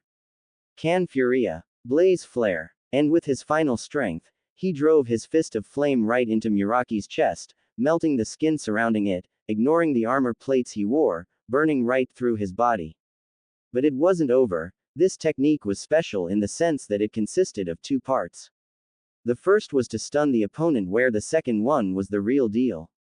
Normally, Naruto would never use the second half of the jutsu, but now, he couldn't care less. He ignored the screams of agony coming from Muraki and firmly grasped his right arm using his left hand and focused the flames into the shape of a blade, and aiming it right at Muraki's heart, he yelled, Haikatsu. Reject, and boom. The flame projectile smashed through the enemy's heart, blasting him away as a huge explosion took place. Naruto's arm was jerked back due to the sheer power of the explosion and he too was sent tumbling to the ground. He had done it. There was no way Muraki could have survived it. He gasped as his eyes struggled to stay open. He could faintly hear cries of Naruto in the distance, but he couldn't help it. Haha, I did it.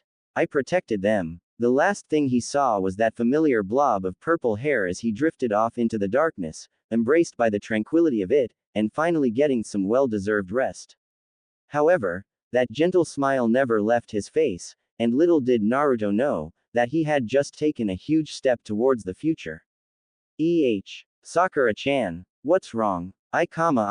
What is it? Grinned the boy. The pink-haired girl blushed, before shoving a plushie into his arms. Thanks for helping me. The boy's eyes widened for a moment, before shaking his head. I did what I should, there is no need to give this to me. Besides, don't you like him? The boy pointed at the fox plushie, all the while smiling gently. The girl shook her head, I want you to have it. The boy sighed, alright, but here, how about we do it this way? The girl tilted her head to the side, huh?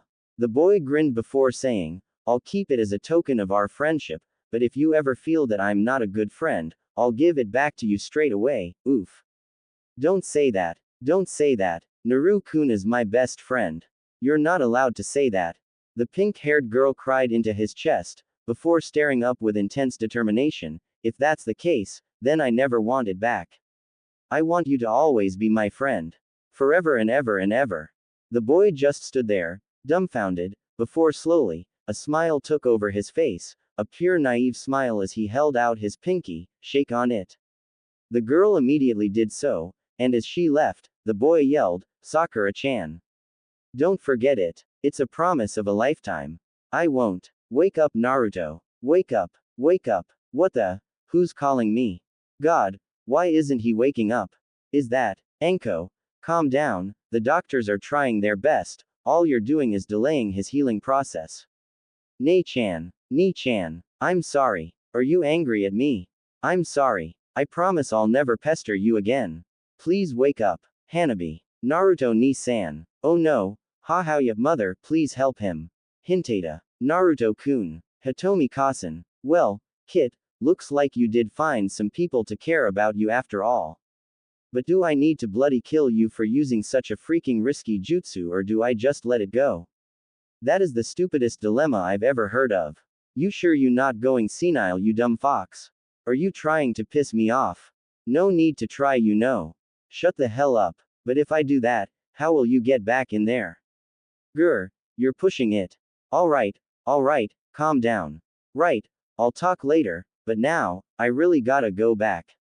TCH, whatever, Kit. Just stay alive. Will do. Look. His eyes. Naruto. Indeed, ignoring the bright lights and the whiteness of the surroundings, he opened his eyes and started to get up. He placed his palm on his forehead, trying to sort out his memories. I remember beating that Kumo guy, and then Anko came and saved me, I reckon. At that moment, he was enveloped in a strong hug by Hitomi. Thank goodness, you have no idea how worried we were. I swear, if you take those kinds of risks again, oh Naruto, her eyes were filled with tears, yet there were no sadness in them, only joy, pure elation that her son had pulled through. Naruto chuckled and gave a small smile. Gomen, sorry, I'll be more careful next time. He scratched his head before saying, where's Hinata-chan and Hanabi-chan? Are they okay? Just then, the door flew open and before he knew it, two soft figures were already hugging the life out of him. Ni-san. You're back. Were you angry at Hanabi? Was that why you wouldn't come back? If that's so, I'm sorry. I really am. Naruto immediately looked down, and sure enough, there she was, with her lips quivering, her eyes all teary and her expression just downright cute. He gently lifted her into his arms and hugged her back. No, Hanabi-chan, I'll never be angry at you. I was away because I had some stuff to do, but hey. I got back as quick as I can, didn't I? He grinned. Hanabi, upon seeing that famous foxy grin, couldn't help it but giggle before snuggling in Naruto's chest, happy and content that her brother was back. Hinata, on the other hand, couldn't help but sigh at Naruto's smart way of handling it. She had been trying to calm Hanabi down for the past 15 minutes, to no avail, yet here comes Naruto, in just 2 seconds, made Hanabi all happy and smiley, and for some reason, Hinata thinks it's not only because of Naruto being the cause of Hanabi's tantrum, it's just, his posture just, reassures you in a way. Hinata-chan, Gomen, I wasn't strong enough to protect. Don't say that, it was my fault. If only I had been stronger. Both of you stop this nonsense. But Kasen, no buts. Naruto-kun, you are not even a genin yet. No one expects you to be able to take down a B rank missing nin. So don't go around thinking that you are supposed to be able to take enemies of this sort all day long. Are we clear? Hitomi gazed straight into his eyes, wanting to make sure that the message was sent across. Naruto sighed, before replying, yeah. Crystal. Hitomi shook her head and gave a sigh of exasperation before gathering all three of her children into a big hug. Bakas, you're all my little bakas. Even Hiashi couldn't help but chuckle at this statement. Indeed, Naruto was howling with laughter at the statement. Little Hanabi was jumping on the bed with glee whereas Hinata was laughing softly in her mother's hug. It was finally over. Nay, Sandame-ji-san, where's Anko ne-chan? Ah, she is currently worrying about her little brother and is currently interrogating the Hyuga stupid enough to fight her brother. She was waiting along with us for you to wake up, however, seeing how she really needed some stress relief, I reckoned that maybe, a distraction is appropriate. Sarutobi chuckled as he remembered how much sadism Anko had shown at the mention of the words, Akisu, and, interrogation, ooh boy, you do not want to be near her this very moment. Honestly, Anko is the only woman in the village to make full use of the words, looks can kill. Akisu is probably wetting his pants this very moment just by staring at Anko. Now, Naruto-kun, I'm sad to say that I must take my leave as there are other matters that I have to discuss with Hiashi-san. I wish you a quick recovery and all the best in your training. Ah, that's right, before I forget, please, come to my office when you're discharged. That'll be all. And with that, he ruffled Naruto's blonde spiky locks gently before leaving with Hiashi. Naruto thought for a moment, before turning to Hitomi, nay, Kasen, could you do me a favor? Hitomi huffed at the question, of course. Why would I refuse you? Naruto chuckled at her, knowing that she was trying to cheer him up. Could you go to my apartment and fish out a box under my bed? There's a fox plushie and a yellow-orange scarf in it. Could you get it for me? Hitomi's eyes softened and gave a nod. Okay, just wait a while, okay. I'll be right back. Hinata and Hanabi will look after you, won't they? Hi. Two unanimous voices rang clear in his ears and he couldn't help but smile. And so, Hitomi left as well, knowing what those two items meant. Naruto sighed, and gave a yawn, fatigue getting the best of him. Hinata noticed it and quickly tucked him in, wanting him to be as comfortable as possible. And so, with a quiet, Thanks, Naruto drifted off to sleep once again. Oh heyo, how are you today? Fine I guess. It's getting cold though, you sure you're wearing enough Ino-chan? Yup. Mum made me very warm before coming out. Say, Naru-kun, supposedly, someone gave you a scarf, what would you say to her? The boy thought for a while, before answering, well, I would thank her very much, but then, I doubt any girl would care that much about me. The girl seemed to pout, oh, that's what you think of me as well. No, no, no. I never meant you Ino-chan. You're the most polite and kind girl I know. Definitely. Come on, forgive me. Hee hee. Oh Naru-kun, you're too fun to tease. And with that, she whipped out a wrapped box from behind her back, Tada. Come on, open it. The boy's eyes widened for a moment, before staring at the girl, for me. Yep, smiled the girl. The boy lowered his head for a moment, his lips quivering, before his head shot back up, with that same big grin on his face, thanks. Ino-chan. Wow, a scarf. Orange too. My favorite. Now, Naru-kun, you won't be cold anymore. Well, even if you still are, just think of the times when we were together, that way, you would feel better. That's what my mum said. Ino-chan, arigato. I will. Whenever I put this on, I'll think of you. I won't forget it. It's a promise. And amidst the fun and laughter they had that day, the scarf was now the first ever precious possession the boy had. Arg, what the, oh, it's just a dream, sigh, why can't I get those memories out of my head? Naruto muttered bitterly to himself.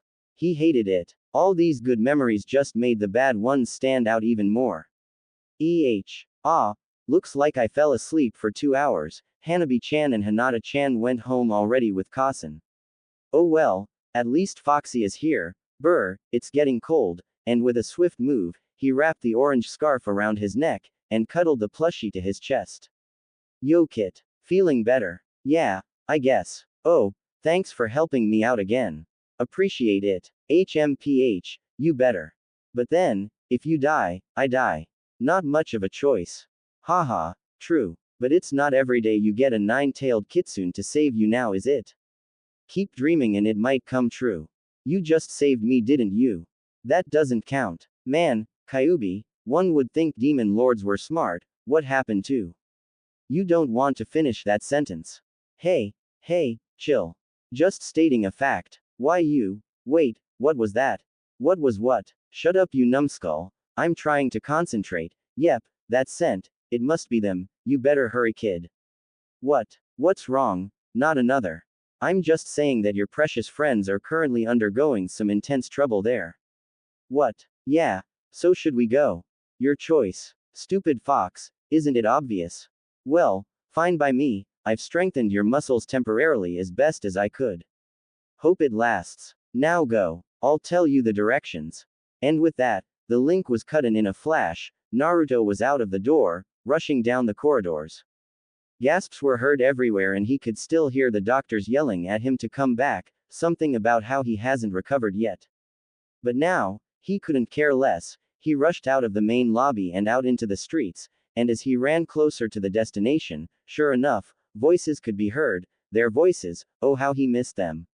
At the playground. Haha, you skunk. Dirt like you should know their places. Now bend and lick my shoes like you're supposed to. Yelled a big boy, literally, seeing how he was twice the height of that poor girl with that pale blonde ponytail. Shut up. Arg. She was once again pushed to the grounds, I won't let you beat me. Hang in there Sakura. Ha, what do you think you can do to us? Demon lovers like you should just die like the filth you are. Mama told me that demons should die, so if you love demons, you should die as well. Muttered the big genin sadistically. He whipped out a kunai, and swiped it gently across the girl's arm, drawing a thin line of blood, causing a yelp to come from the girl. Ino! Cried the pink-haired girl as she was trying her best to push off the boys who were trying to beat her up. Sadly, she was failing miserably. Haha, your parents won't be here to save you now. There's a council meeting right now, so no one will blame us. My dad's a council member, and if I said that you demon lovers attacked me first like the crazy you are, he will praise me. Now, should I slice you up one by one, or piece by piece? That maniacal gleam in his eyes terrified the girls to no end. True, their parents had left them there to play with each other because there was a council meeting and their parents were part of the shinobi council half, whereas the other half were made up of civilians. They were just happily making a sandcastle, when suddenly this boy just charged in with his gang of bullies and proceeded to attack them. He was the notorious new genin, Kigamaru, the bully of the neighborhood. However, because his father was a civilian council member, the other people didn't dare to punish him for fear of his father's power over them. And as expected, Kigamaru turned out to be the biggest ever was, loving to pick on the weak, especially girls. He had tried to get those two girls to play with him, but they merely scoffed at his disgusting attempts at perversion, and so he was angry and ordered his gang to attack them. Sakura. She yelled desperately as she tried to get away from the crazy genin. She hated to admit it, but she knew that he would do it. One thing was certain, Kigamaru always gets what he wants. That was the law in the children's neighborhood. Anyone that dares defy him would get a beating, or threatening. Only one person dared to stand up to him, however, that current person isn't here, and Ino was trying to think of a solution to handle this. Haha, why don't you use your special jutsus? You think I don't know about them? You Yamanakas and Harunos are no good clans. My father said so. You demon lovers. Die. And with all his might, he flung his only two kunais at the girls, seeing how they were cornered. He felt no remorse. They were just two bugs, ready to be squashed. HMPH, teach them to mess with the great Kigamaru-sama. Ino grabbed Sakura's hand tightly as she saw the kunais appear. They were cornered. They couldn't escape. If she hadn't been caught off guard the first time, she wouldn't have wasted so much chakra trying to get to Sakura, but even then it proved pointless, for the boys were just bigger than them and much stronger. She gave a sigh and looked at Sakura, only to find the girl looking back at her. She gave a nod and both girls grasped each other's hand tightly, waiting for the inevitable, yet all the while thinking of how they couldn't even get to see their other best friend just once more. Splash. The kunais were right on target. They plunged right into the chest and blood splattered into the air. Now, that would seem normal to Kigamaru, however, not in this case. No. See, there was something wrong in this picture. 1. It was a boy who took the kunais' hit. 2. He wasn't falling onto the ground, much less dead. 3. He had blonde hair and blue eyes and was wearing hospital clothes. 4. The boy was snarling at him. 5. He is Uzumaki Naruto. To say Kigamaru was scared was an understatement. With Naruto mustering all the killer intent he could gather and directing them right at the bullies, scared couldn't even begin to describe the situation. He had pissed his pants straight away when the demon boy had glared at him with such contempt. One could literally feel the power and chakra oozing off him, and the fact that the chakra was red. How dare you touch them? How dare you even try and attack them? I'm going to rip you to pieces. Snarled the cubified Naruto as he rushed at the dumbass who started this whole ordeal and gave him one strong punch right in the face, effectively breaking his nose and causing at least 5 of his teeth to be dislodged from his jaw. Not to mention the fact that Kigamaru crashed right through a tree due to the sheer force of the impact. The other bullies just stood there. Fear had them rooted to their spots. They couldn't do anything. It was just too overwhelming. Victory had tasted so sweet, if you could even call that a victory, and all of a sudden, their worst nightmare arrived. If you vermin even dare so much as touch them once again, I swear I'll make you regret it. Growled Naruto as he pointed to Kigamaru, now get that guy out of here and out of my sight, or else. Did they need to be told a second time? No, they don't. So what did they do? They did the smart thing and rushed Kigamaru to the hospital, all of them trembling all the way and tripping over the roads and stuff. The chakra slowly died down, and accompanying Naruto's rapid panting, 2 simultaneous gasps were heard. Naruto slowly pulled out the kunais in his chest and for once, thanked the gods for having Kyuubi within him. He didn't dare turn around. He didn't want to see the looks on their faces. It was too painful. He took a step forward, but couldn't help but fall as the strength left his body. See, here was a perfect example where he totally forgot how he just fought a B-rank missing nin plus a Hyuga traitor and is suffering from multiple injuries. No, I can't face them. Yet even so, He couldn't help but turn his face slightly as he felt two pairs of arms hugging him to them tightly, never wanting to let go. Naru-kun. Naruto-kun. He could see so clearly, the tears in their eyes, the sorrow and joy deep within them. He owed them so much. I'm sorry, I'm so sorry, was all Naruto would say as he once again felt that familiar fatigue catch up to his body. Shish, you're going to be alright. Yeah, come on, you promised us you'd be fine. At those words, his heart was torn even further as he remembered how he had did the exact opposite of what he promised. He couldn't help himself, as much as he told himself that he was not to involve himself with his two best friends, as much as he reminded himself that as long as he was with them, they would get hurt, he couldn't help it. His tears were running freely as well as he pulled the two of them into a hug. I missed you guys so much. He cried as he felt them with him once again. The two girls responded similarly and hung onto him even harder, for to them, it was as if this was all a dream. Never would they have thought that Naruto would speak with them again, much less save them. I'm so sorry for not being there. I'm sorry. Naruto couldn't stand it any longer.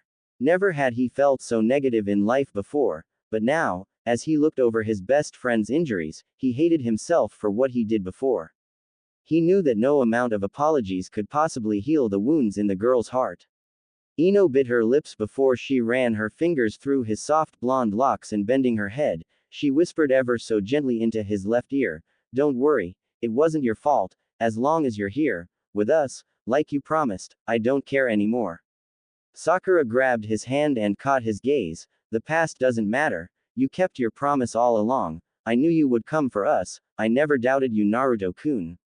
Their gaze, so soft, so assuring, so comforting, it was like the old times, Naruto would protect them whilst they did all the patching up for him later on. And so, with one last grin, he finally lost consciousness giving in to the fatigue that's been plaguing him for way too long. Yet the girls heard it clearly, and their hearts soared as he whispered the words, "I'm here to stay, never to leave again. I swear Naru-chan, if there's one person that can get himself sent to the hospital twice within such a short period of time." Okay, I get the picture. Can we go now? Mumbled a pouting Naruto as Anko came to fetch him. Apparently, Sakura and Ino's mums came and after seeing him in such a condition, sent him to the hospital immediately.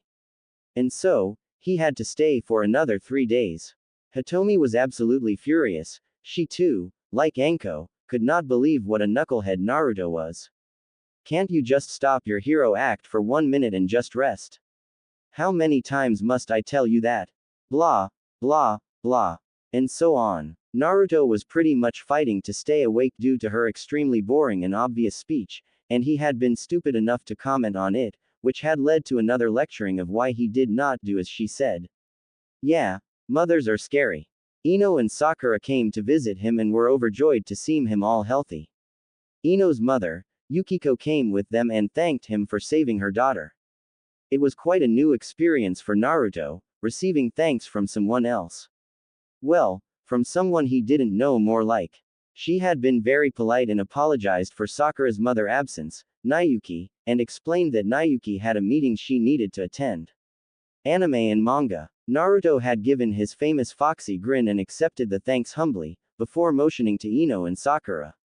He sighed and apologized once again, for his stupid actions before, yet he stopped when he found that both girls were hugging him tightly, shaking gently as they sobbed, calling him a baka for being a loner. Yeah, Naruto felt really weird at that part, but then, Yukiko had comforted all three of them and after some chatting, they left, leaving the flowers back in his hospital room. Ever since that day, Anko had teased him non-stop about how he had acquired 2 girlfriends. He had no idea what that meant and had even laughed at Anko for stating such an obvious fact. Of course they're my girlfriends. What are you on about? They are my friends and they are girls. Man, Anko, I know I'm ignorant but come on, that is too easy. And Anko had merely stared at him, gaping at his stupidity, or ignorance, depending on which way you look at it. At first, she thought he was joking, but then, she realized that he really thought that the term, girlfriend, was meant that way, and even though in a way, it was true literally, she had then given him a very thorough explanation on the relationships between a boy and a girl and how a girl can then come to be known as the boy's girlfriend.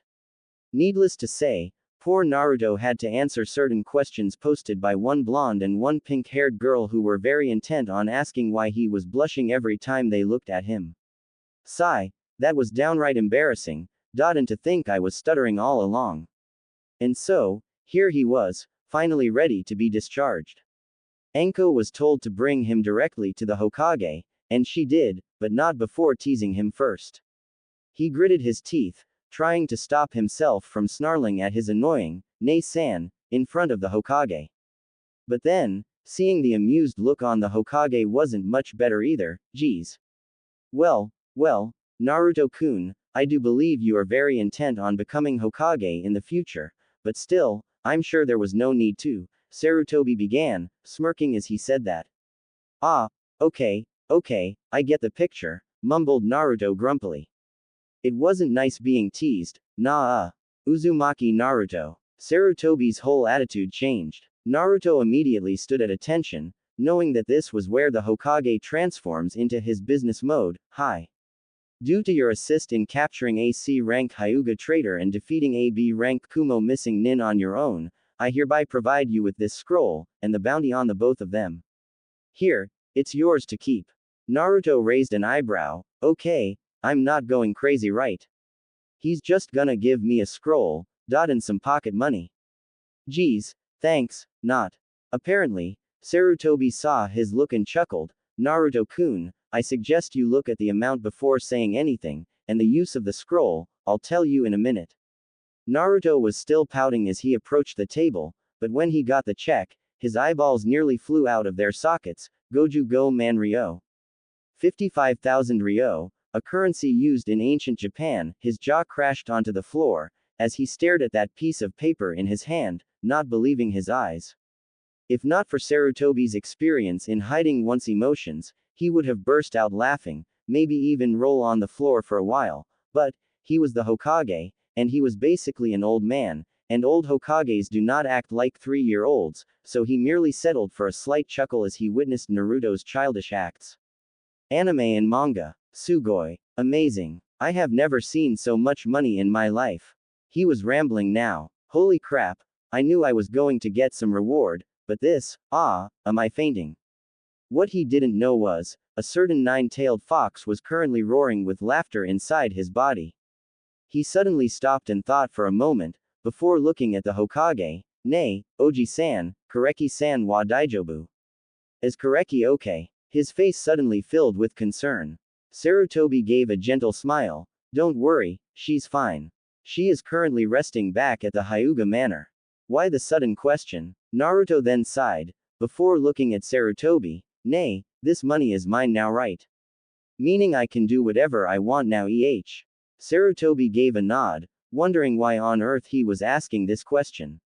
Naruto quickly pocketed the check, making sure it's safe, before turning back to the Hokage. Well, what does this scroll do?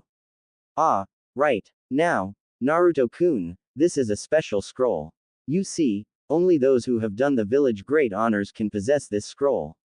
It allows the holder one personal request from the Hokage, and the Hokage would have to do her best to help. Of course, it can't be something ridiculous or beyond the power of a Hokage. To put it simply, think of it as a way of proving that I owe you a big favor. Naruto blinked, he rubbed his ears then blinked again. You owe me a favor. Sarutobi chuckled at his naive acts. The boy still has much to learn. He ruffled Naruto's hair gently. Come now, surely you didn't expect me to take it for granted that a 9-year-old should be able to take on a B and C rank missing nin. Treat this scroll with respect if you think it is valuable. Come now, are there any other questions? Naruto jolted out of his shock, and was just about to ask a question when the door was flung open, and in came the fattest woman, if you can call her a woman, Naruto has ever seen. And she had makeup on her face, too much of it. It took all Naruto had to not puke right there. The perfume she had on equates to the smell of a skunk, that say anything about her fashion sense. Hokage-sama, I demand that you punish that atrocious brat for touching my baby boy. This is outrageous. Look at him, look at his face. His future is ruined, she yelled whilst tears ran down her face, more like giant waterfalls. Naruto peered behind her back, only to find a mummified Kigamaru. Apparently, her mother deemed it necessary to bandage, yeah. Raising an eyebrow, he looked at the Hokage, only to find him sighing in exasperation. Mrs. Chishio, I'm sure I told you yesterday, the day before and the day before that, now I refuse to repeat it after this. Your son is the one at fault. He dares to bully in this village, he shall face the consequences. Now get out of this office before I have you under arrest.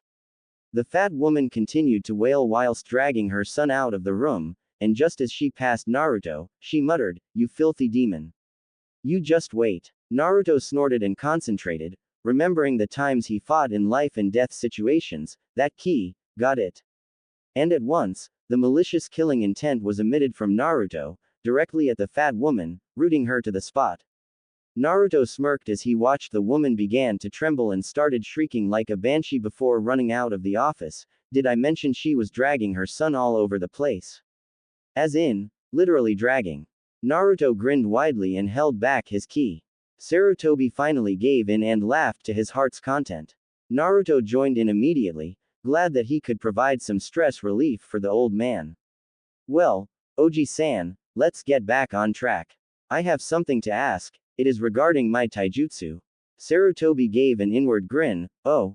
Naruto scratched his head, then frowned. Well, it's just that, Tai Chi Jusen Shiki Tai Chi 13 styles doesn't really seem like an actual style. I don't know how to say it, but it's as though that it's just a plan to get me into the feel of things, like the essence of Tai Chi and other styles. I don't know what's going on. I mastered the Tentu, heaven, and chakra capacity and control increased greatly. However, the actual styles, it doesn't really help against enemies. Sarutobi gave a sigh of relief. Ah, good job Naruto-kun. Looks like you figured it out faster than I expected.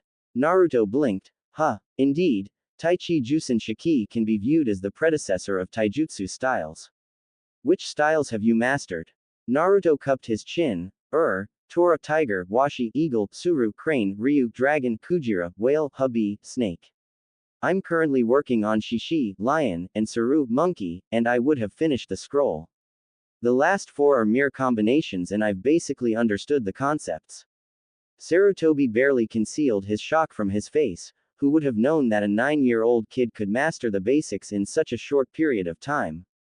He then said, well, then Naruto-kun, I can only say this much, when the time comes to fully reveal those styles, you'll know. For now, concentrate on them over and over, make sure you get them. Good day. And with that, he ushered Naruto out of his office and left a very confused Naruto in the corridor.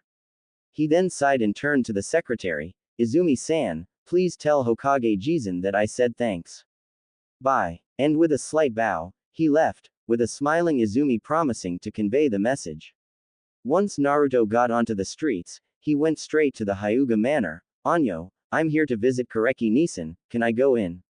The guard seemed to hesitate for a second, before giving him a nod, I'll take you there. Come along. Naruto noticed the tense expression on his face and couldn't help but wonder what had happened. Just as they reached outside of Kareki's room, two voices could be heard. The guard merely nodded and told him to wait, and went back to his position. Naruto raised an eyebrow, before identifying the voices to be Hitomi and Kareki's. Kair-chan, feeling better lately? Came Hitomi's gentle voice. Ah, Hitomi Nei-chan, stop calling me that.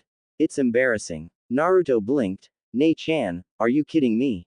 Ah, but I don't see you complaining when he calls you by that. A sigh was heard. Nei-chan, how's my injury coming? Injury? Why would she need to ask? Can't she tell by herself?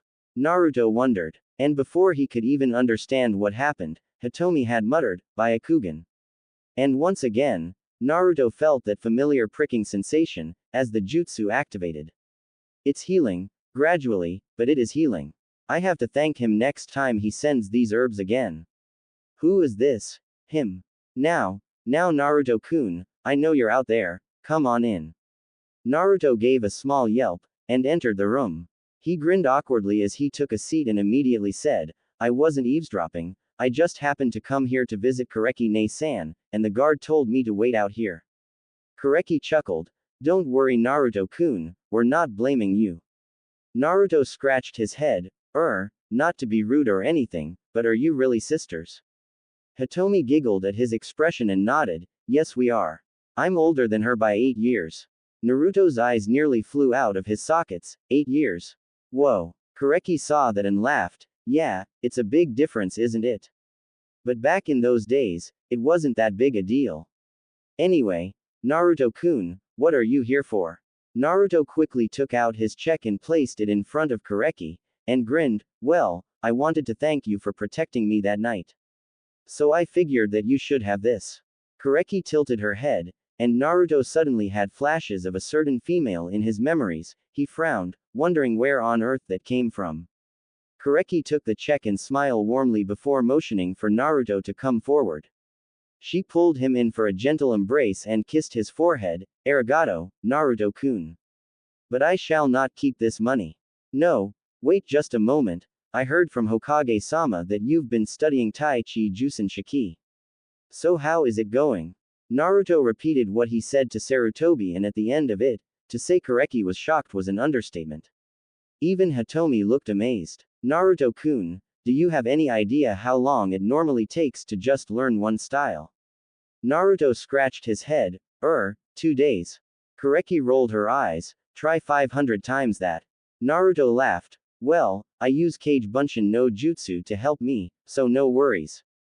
Kage Bunshin, where did you learn this jutsu? Oh, Sandaime Jizen gave me a scroll on it, said it was perfect for me. Koreki seemed to think for a while, before looking at Hitomi. Ne-chan, looks like I can finally start my job once again.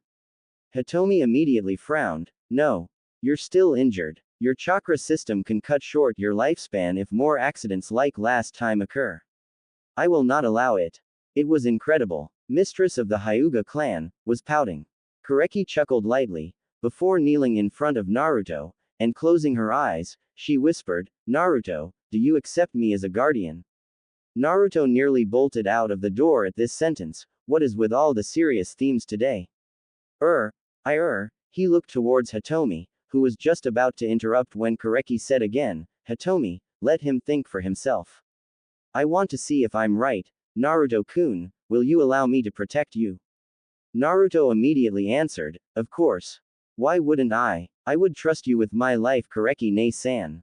His face was determined, his lips puckered together, pouting at the distrust shown by this question. A smile grew on Koreki's lips before she hugged Naruto and stared into his eyes, cuddling him. All right. I, Hyuga Koreki, upon my honor as Konoha's Byakko, White Tigress, hereby fulfill my oath 9 years ago. She then motioned for Naruto to lift up his shirt and show his seal. Naruto did as he was told, unsure of what the hell was going on, and all of a sudden, Koreki bit her finger and using the blood, she wrote the letter Shiro white on the left side of the seal and muttered, Tenio Fuin. Kai. Celestial Maiden Seal. Release. Instantly, Naruto felt that his chakra flow soothingly throughout all his tenketsus once, from his head to his toes, and it felt really comfortable. All his muscles were relaxing and his chakra capacity felt a little larger.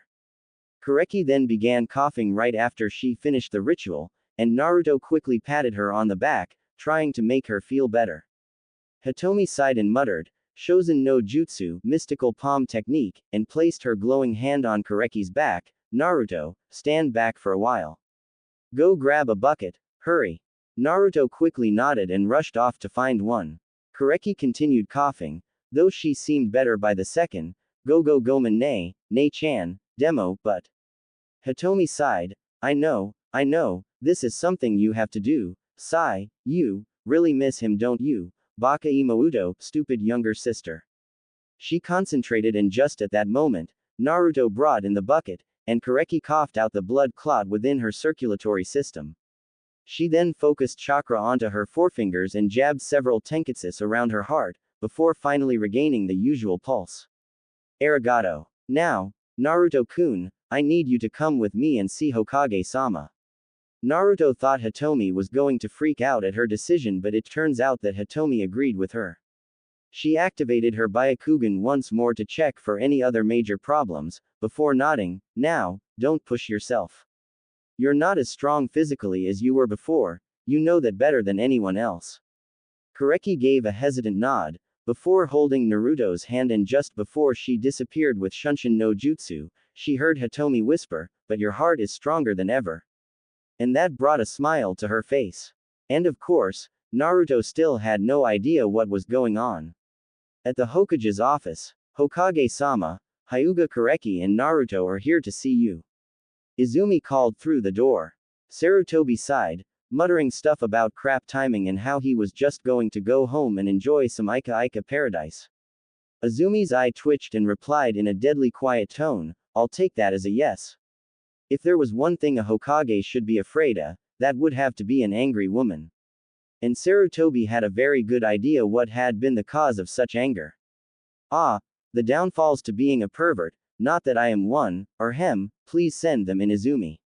My apologies. Izumi huffed and went out of the door, leaving a fairly relieved Sandaime in the room. And sure enough, a minute later, in came Kureki and Naruto. Ah, to what do I owe the pleasure, Kureki-san? Kureki merely smiled and said, he's ready. I've already removed the Tenyo Fuin. Sarutobi's eyes widened, already? But surely, I thought you were at least going to give Naruto more time to mature. Kureki shook his head, I'm sure he would have agreed with me. Naruto, with the help of Kage Bunshin, has been more than ready. You should know that Hokage-sama. Sarutobi sighed, yes, I know. But I really didn't think that you should teach him. After all, the poison had caused extreme damage to your chakra system and he specifically told me to watch over you whilst he was away. You know how he feels. That kid just keeps blaming himself. Kureki looked out of the window, I know, but I've made up my mind. Hokage-sama. Naruto had enough of this random conversation and asked, what are you talking about? What happened? What is this seal thingy? Sarutobi nodded before motioning for the two to take a seat. Years ago, on the night of sealing Kyuubi, 4 hidden seals were added to the Shisho Fuin, 4 symbols seal, and the Hake Fuin, 8 trigrams, that is the Shidenrai Fuin, 4 divine seal. What Kureki had just released, is the seal designated to her. She is the West Protector of the Hai no Kuni, Fire Country, Byako. So, the hidden seal on the left can only be removed by her. It was said by Minato to make sure you allow yourself to get used to the fox's chakra before utilizing your chakra to its fullest potential. He took in a deep breath and continued, there were 4 people who had outstanding leadership and abilities that allowed them to be known as the Shifuke, 4 guardians, and they took up their positions as protectors of Hai no Kuni. Kureki is one of them, as you already know, and she is known for her outstanding taijutsu on the battlefield. Her ferocity and precision in her attacks makes her a deadly opponent. However, a few years ago, she had an unexpected injury and so, she has been technically crippled all these years. Kureki blushed, I'm not that great, Hokage-sama. Ah, but it's the truth. Now, the other 3 protectors and Kureki were there beside the Yondaime when they fought against the Kyuubi, and so, Minato had asked, as a brother, for them to accept this infant as one of their own, and train him to become one of the best, and use the yokai's chikara, monster's strength, for the greater good. And therefore, the Shidenrai Fuin was added. Now, Naruto-kun, I assume you accepted Kureki as your guardian. Naruto still looked confused, but nodded all the same. I treat her as my Nei-chan. Not my guardian. Kureki blushed even harder, but couldn't help but feel happy at the same time. Sarutobi chuckled, of course, now, from today onwards, Kureki will be staying with you. She shall have her position back, and the seal on her forehead shall be removed. She is now undergoing an S-rank mission as Konoha's Byako, and you'll be receiving personal trainings from her. Do not let her down, Naruto, for you still have 3 other protectors to meet, and to be able to pass their tests, you have to work hard. Do you understand? Naruto stood silent for a moment, before his grin widened and a light laughter was heard. Oi, Ji-san, who do you think you're talking to? His eyes shone with joy and determination, his face was set, I'm going to be future Hokage and I'll never give up. From now on, I swear to never go back on my words, that is my nindo. Believe it. Sarutobi nodded in satisfaction and motioned for Naruto go first as he needed to speak with Koreki, who did so quickly, but not before giving Koreki a big hug, thanking her. He then dashed off to the Hyuga manor, wanting to tell Hitomi of the good news as soon as he can. Koreki stepped forward. Hokage-sama. Sarutobi took a puff on his pipe, before laughing. He reminds me of Minato, vibrant and full of energy. A genius in his own right. Koreki chuckled. Indeed, he is very energetic. But he has untapped potential.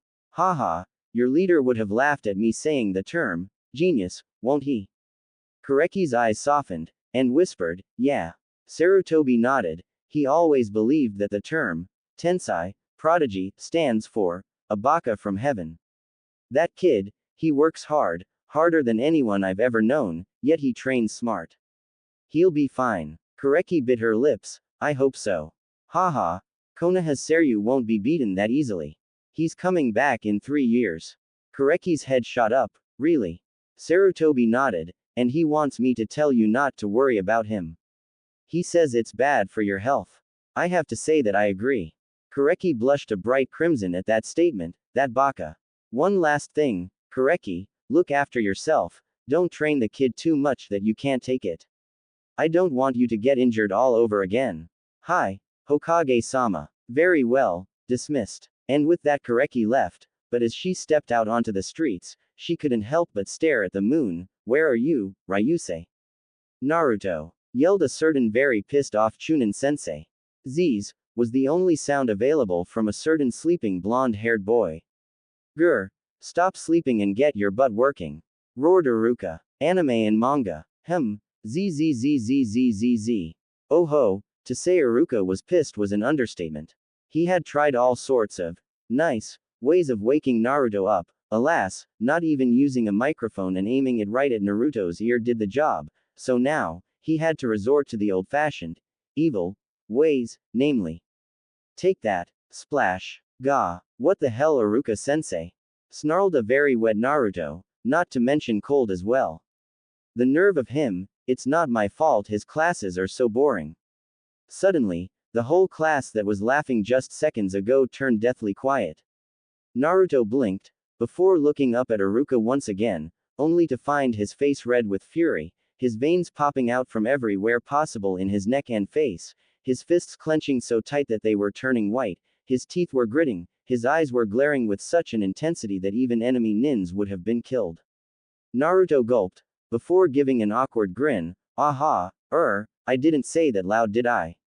Smash. You're dead, roared Iruka as he smashed his fist on the desk, where Naruto's head was a second ago. Oops, my bad, gotta go. And with that, once again, the blonde took off, with Iruka chasing after him.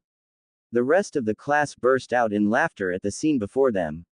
One would think that they could get used to this if it happened every day. Well, they are sadly mistaken, for this has happened for the past 2 years, every single day, and still, nobody could deny the laughter it brought to the class. Even Shino, the ever so quiet Aburame, was chuckling. Anime and manga. Ino and Sakura were having the time of their lives laughing at the pranks played by Naruto. They had become the best of friends once again after that incident, and even got the chance to train with Koreki to increase their chakra control and capacities. Of course, they did train once with Anko, if you could call that training. Naruto had to piggyback them home, seeing how they were totally unconscious by the end of the intensive torture training. And to say Haruno Nayuki and Yamanaka Yukiko were angry would seriously be the understatement of the century. Especially Nayuki. To Naruto, she was always so kind and gentle, oh boy, but when she let out her inner self, dubbed Inner Nayuki, it was way too scary. Naruto had to reassure her that this sort of stuff won't ever happen again to calm her down. Funny thing was, Anko never knew this happened. Yukiko on the other hand raised an eyebrow as she heard her daughter tell her about how she would get stronger this way and stuff like that, and finally gave in. And so, they trained mainly with Koreki, who was more than happy to help. Both of them thoroughly enjoyed the times they spent with Naruto, and when they entered the academy, for the first year, they were separated, leaving Sakura with Ino and Naruto by himself along with some others like Nara Shikamaru, Akamichi Choji and Aburame Shino. And so, It led to this other event. Flashback. Hey look. It's that girl with the big forehead. Yeah, Sue ugly. Can you believe it? HMPH, and she thinks she's Sue pretty. Get her. Amy and her gang began to surround Sakura, only to find her scowling. Would you girls move? I'm waiting for Ino. Amy looked stunned, but regained her posture immediately. She smirked. Who? That pony-tailed blondie. My, lousy looks, lousy friends.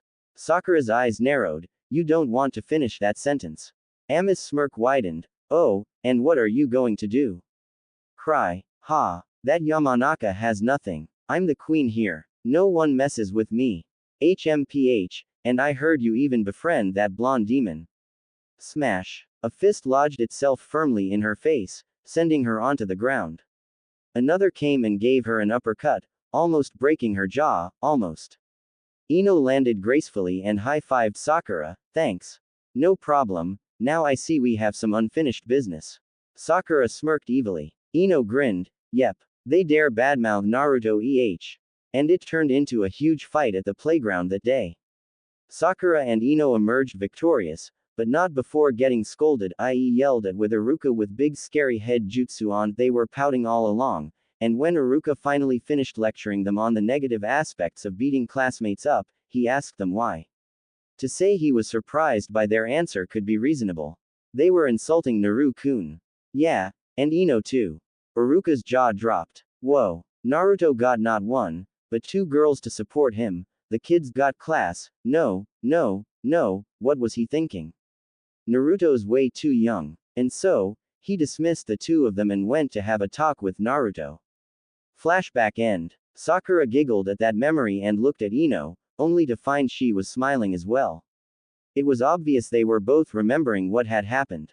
Poor Naruto was eating ramen, only to get yelled at by a very nervous and anxious Iruka, warning him about the dangers of premature relationships and how taking advantage of girls was a very unmanly thing to do and stuff like that. He got so confused that he had run off to Koreki, asking her about all the stuff Iruka said.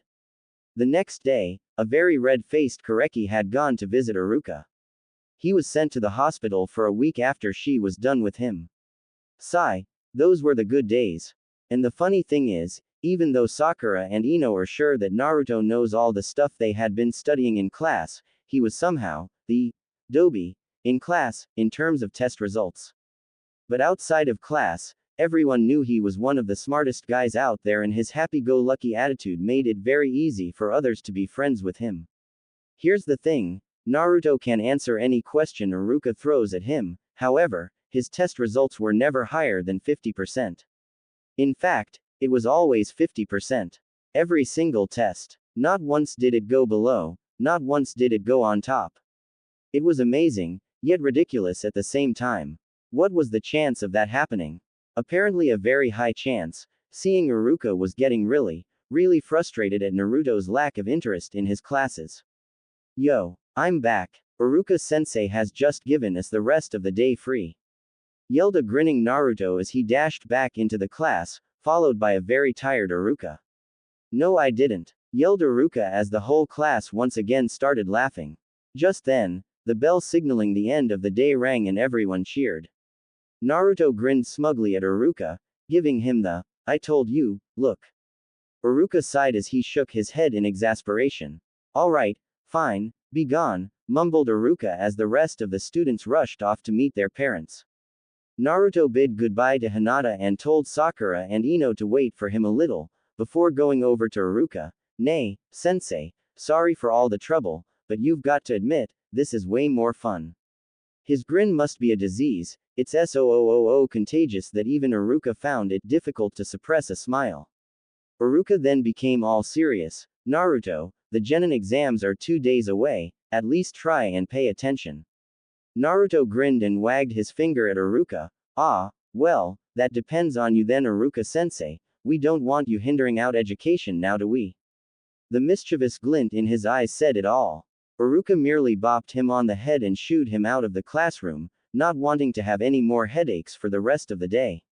Naruto quickly walked out of the academy, not wanting to let the ladies wait too long. He had promised Yukiko and Nayuki-san that he would walk Ino and Sakura home every day after school, seeing how he was free anyway. Naru-kun. Finally, I thought you were just going to stay there and continuously prank the teachers. Teased Ino as she latched herself onto Naruto's back, just like old times. She would laze around as Naruto piggybacked her, that has always been the case, and Ino loved it. Naruto started it, saying how Ino always seemed so tired after school, and so, he had volunteered to help. Sakura giggled at the exasperated expression on Naruto's face as Ino ruffled his hair. They both knew how much he disliked that action. He kept saying it was weird having someone feeling around in your hair. Ino had more than enough stamina after training with Naruto and Kureki, however, she just enjoyed the ride. Naruto knew that as well, but still let her have some fun. Sakura walked beside them, chatting on about the latest theories in Academy and how she might be able to use them in her jutsus. It has always been known that Sakura was the smart one, off battle. She can invent new ways to direct her chakra that could save her wastage by 1 or 2%. She was remarkable in finding faults and creating new ways to overcome them. Naruto always had to thank her profusely for helping his chakra control improve, and she had always hit him lightly on the head, pouting as though Naruto had done something to annoy her. She had repeatedly told him, this was what friends did to help one another. Naruto had cheekily replied that since he was best friends with Sakura and Ino, he could thank them over and over without getting punished. Sakura merely giggled at that whilst Ino had ruffled his hair, calling him a good boy. Say, are you guys ready for the Genin exam? Sakura asked. Of course we are. Sakura, what made you ask that? Ino grinned, eyes gazing towards Naruto, who was currently ignoring her for ruffling his hair. Sakura raised an eyebrow. Ino, you know what I mean. We're all ready, but someone seems to be lacking a bit of motivation. Naruto sighed and grumbled, right, all focus. All pass. Happy. Ino squealed with joy and hugged him from behind, well, more like headlocked him, on purpose or not, we don't know. Alright, cut that out. But I really can't be bothered. Besides, even if we pass, we might have to leave each other. I don't like it, Naruto grumbled. Ino teased, oh, you just love our company don't you Naru-kun? Naruto rolled his eyes, ya think? Ino pouted and punched his back lightly, hey. That's not very nice. Naruto shook his head and looked at Sakura, who was happily looking the other way, purposely evading Naruto's plea for help. Sigh, you two are going to be the death of me. Both girls just giggled at his defeated tone and once again, laughter filled the air as they chatted on other things. Soon, they arrived at Sakura's house and so, Naruto and Ino bid her goodbye and continued on. Nay, Ino, Naruto whispered. We're arriving. Ah, just a while longer. Mumbled Ino, who was half asleep on Naruto's back. It just felt so comfortable. Naruto was always the gentleman, doing his best to make sure the girls get the most out of his actions. If he wants to make you happy, you won't just be happy by the end of whatever he does, you'll feel the sincerity offered by his actions and the joy he felt for having such a friend. It's a mixture of feelings, and very hard to pinpoint what it exactly is. Nonetheless, Ino really enjoyed these moments with Naruto, for she would just lay on his shoulders, feeling his heartbeat close to hers, almost in unison. It felt warm, soothing, and the way he treats her like a princess is just a bonus. She really appreciates his presence. Like that time, when Ino had gotten a cut from accidentally brushing her hand across a thorn on a rose, he had stayed by her side the whole time, bandaging her finger carefully, and had blown on it for ages until he made sure that the pain was no longer there. That was when they were 6.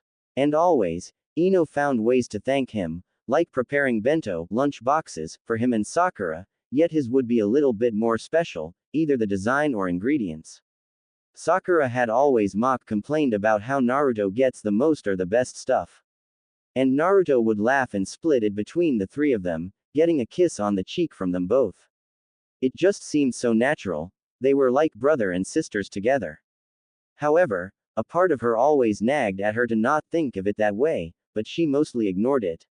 Come now Ino. Time to go. Ino groaned as she slid off Naruto's back and steadied herself before pouting at Naruto, only to find him giving her a short tap on her forehead. Immediately, a small stream of chakra flew into her body through the tenketsu pressure points, and she was wide awake straight away. Naruto chuckled. Now, run along, I've gotta go. See ya. And with that, he ran off, waving back every now and then. Ino sighed and muttered, Baka. Oh, and who may I ask caused my daughter to sigh with such extreme frustration? To-san. Father, don't scare me like that. Ino glared at Inoichi, who was currently laughing at the look on his daughter's face. What's going on out here? Yukiko came out, and bopped Inoichi on the head. You're an adult, so fooling around. Come on, dinner's ready, Ino-chan, Hayaku. Hurry up. Ino huffed and rushed into the house, but not before slamming the door to her room, clearly angry. Inoichi chuckled as he told Yukiko what he saw. At the end of it, Yukiko almost squealed after hearing how Naruto and Ino were so close. She had always liked the boy, and Inoichi too was very impressed with his determination and perseverance in real life. The couple talked about it some more, before going back in to persuade their daughter to come down to dinner. After all, when it comes to dealing with children, parents have their ways. With Naruto. Yo, Shikamaru, Choji, Kiba. Whatcha up to? Mendokus, I swear if you ask me what this means, Naruto, do you always have to be so loud? Mumbled a certain Nara as he laid the next move on the shogi board. Choji was merely munching on chips as he waved hello to Naruto. Kiba appeared to be deep in thought and yelped in surprise, therefore placing the piece on the wrong space. No, Naruto, how could you do this to me? Yelled Kiba as he cried mock tears at losing the hard-fought battle. Shikamaru placed a finger in his ear, trying to see if his eardrums had burst, before replying, oh, come on Kiba, you've only made 10 moves anyway, doesn't matter. Come Naruto, you could give me a good game. Naruto grinned as he patted Kiba on the back, consoling him as he wept to Akamaru about how he was so close to victory. Hey, Shino, come on, don't just stand there. How many times do we have to remind you, just come and have fun. You don't have to be that formal. Laughed Naruto as Shino emerged from the shadows. I have no idea what you're talking about Naruto. Me neither, but hey, that was pretty deep. Everyone's sweat dropped at Naruto's lame remark, but dismissed it as Naruto began his game with Shikamaru. It was always quite intense, seeing how the score was almost always tied. Right now, it was 34-33, in favor of Shikamaru. Naruto had found shogi and go to be very relaxing in some ways. True, it's quite hard to think of multiple strategies on the spot, but it allows the body to take a break from the physical stress, and let the mind do some work. Shikamaru and Naruto made it a point to at least play one game a day, that way, both can stay sharp at all times. Alright, now it's 34 all. Say, Shikamaru, Gomen, but I really have to run. See ya guys tomorrow. Naruto grinned as he quickly ran off. There was silence in the background, before Kiba spoke up, that guy. He just doesn't want to lose once he's won, right? Shino gave a nod, indeed, that seems to be the case. Shikamaru merely sighed, Mendokus. Choji laughed. Demo, Shikamaru, that was a good move wasn't it? Shikamaru smirked, forcing my queen to protect the king, before backing me into a corner, nice tactic. That guy just keeps coming up with new stuff. Kiba snorted, well, what did you expect? He is Konoha's #1 surprising ninja. He should have been this year's best rookie, but maybe hanging around you has its downsides as well. Shikamaru chuckled, it does seem so Mendo no baka. Troublesome dumbass. With Naruto again. Koreki ne-chan. I'm home. Welcome back. Dinner's ready, so how's the game with Shikamaru? I won. It's a tie once again. And you left after you won that round, right? What? I just didn't want my beloved Ne-chan to wait too long. Yeah, I'm so grateful. Koreki moved out of the Hyuga Manor after that night, and along with Naruto, she moved into another apartment, slightly bigger than Naruto's original one. But this time, she was there to make sure that Naruto had a much better life than before. She really did care for him as a big sister. It was like having a blob of energy alongside you, spicing up your life every day. Some villagers had found it weird that a Hyuga was with the demon of the village, and had thought Koreki was hypnotized. She sent them straight to the hospital when they tried to save her from the monstrous demon. Pathetic beings. Well, like her best friend always said, when you're dumb, nothing you do can change that. More will be elaborated about this comment in later chapters. Kureki had supervised Naruto's training and made sure he mastered all of the styles within Tai Chi Jusen Shiki. She taught Naruto the lengthened version of the Suru style. Ryudo Gensu Ken, Flowing Illusions Fist, involves the basis and positions of 8 divinations and the 5 elements of nature. It focuses on fluidity, speed, agility and flexibility. Naruto got it down quickly, but have complained that it somewhat goes against his style. Kureki can see it as well. Naruto is more of a brawler, even though he would think before going in, he prefers to combine speed with strength. He likes to fight his opponents right on, not wanting to beat around the bush. And that totally defies the point of using Ryudo Gensu Ken. This style is the final stage of the combined styles of Habi, Suru and Suru. It allows the user to wait for openings and use the opponent's power against themselves. Kureki could only chuckle as she saw his evident disappointment in not being able to show off his extreme power, but cheered up when he realized his speed and agility would increase by heaps. And so, he has now practically learned the style, and so, it's up to him to perfect it. To be honest, Kureki knew the perfect style to fit Naruto's needs. Ryusei's taijutsu could be described as Naruto's dream style. Speed, precision, strength and power. That's all you need. No techniques are wasted, all strikes must be accurate and straight to the point. That taijutsu is one of the reasons why Ryusei was the leader of the Shifuke, 4 guardians, of Hai no Kuni. But, guess it'll all have to come down to the kid's luck. Thought Kureki as she watched the boy rush through dinner. She knew he wanted to train more, and she complied, acting as his sparring partner. Naruto had actually been a very sharp kid. He had often asked her why she kept spacing off at times during training. And so she had told him about a certain aqua-haired brat acted the same way he did when he was 10. They were quite similar, and Kureki couldn't help but feel amused. "Nei-chan, can we start?" "Ah, of course, sorry. Now, Naruto, I will not be holding back this time. I want you to impress me this time. Release the gravity seals. If you can land a strike on me, then you've successfully learnt this style. The rest is for you to master. Now, come." Naruto knew what she was testing. Ryudo Gensu Ken, no matter what, if you actually learnt the entire style, you would definitely be able to land a hit during a fight. No matter what happens, regardless of the strength in the fight, if you are able to go with the flow, seeking out the weakness of your opponent, then, you've truly understood the style. And so Naruto charged, his eyes blazing with determination, ready to take up another challenge. If there's one thing about Uzumaki Naruto everybody knows, it'll be the fact that he never backs down from a challenge, ever.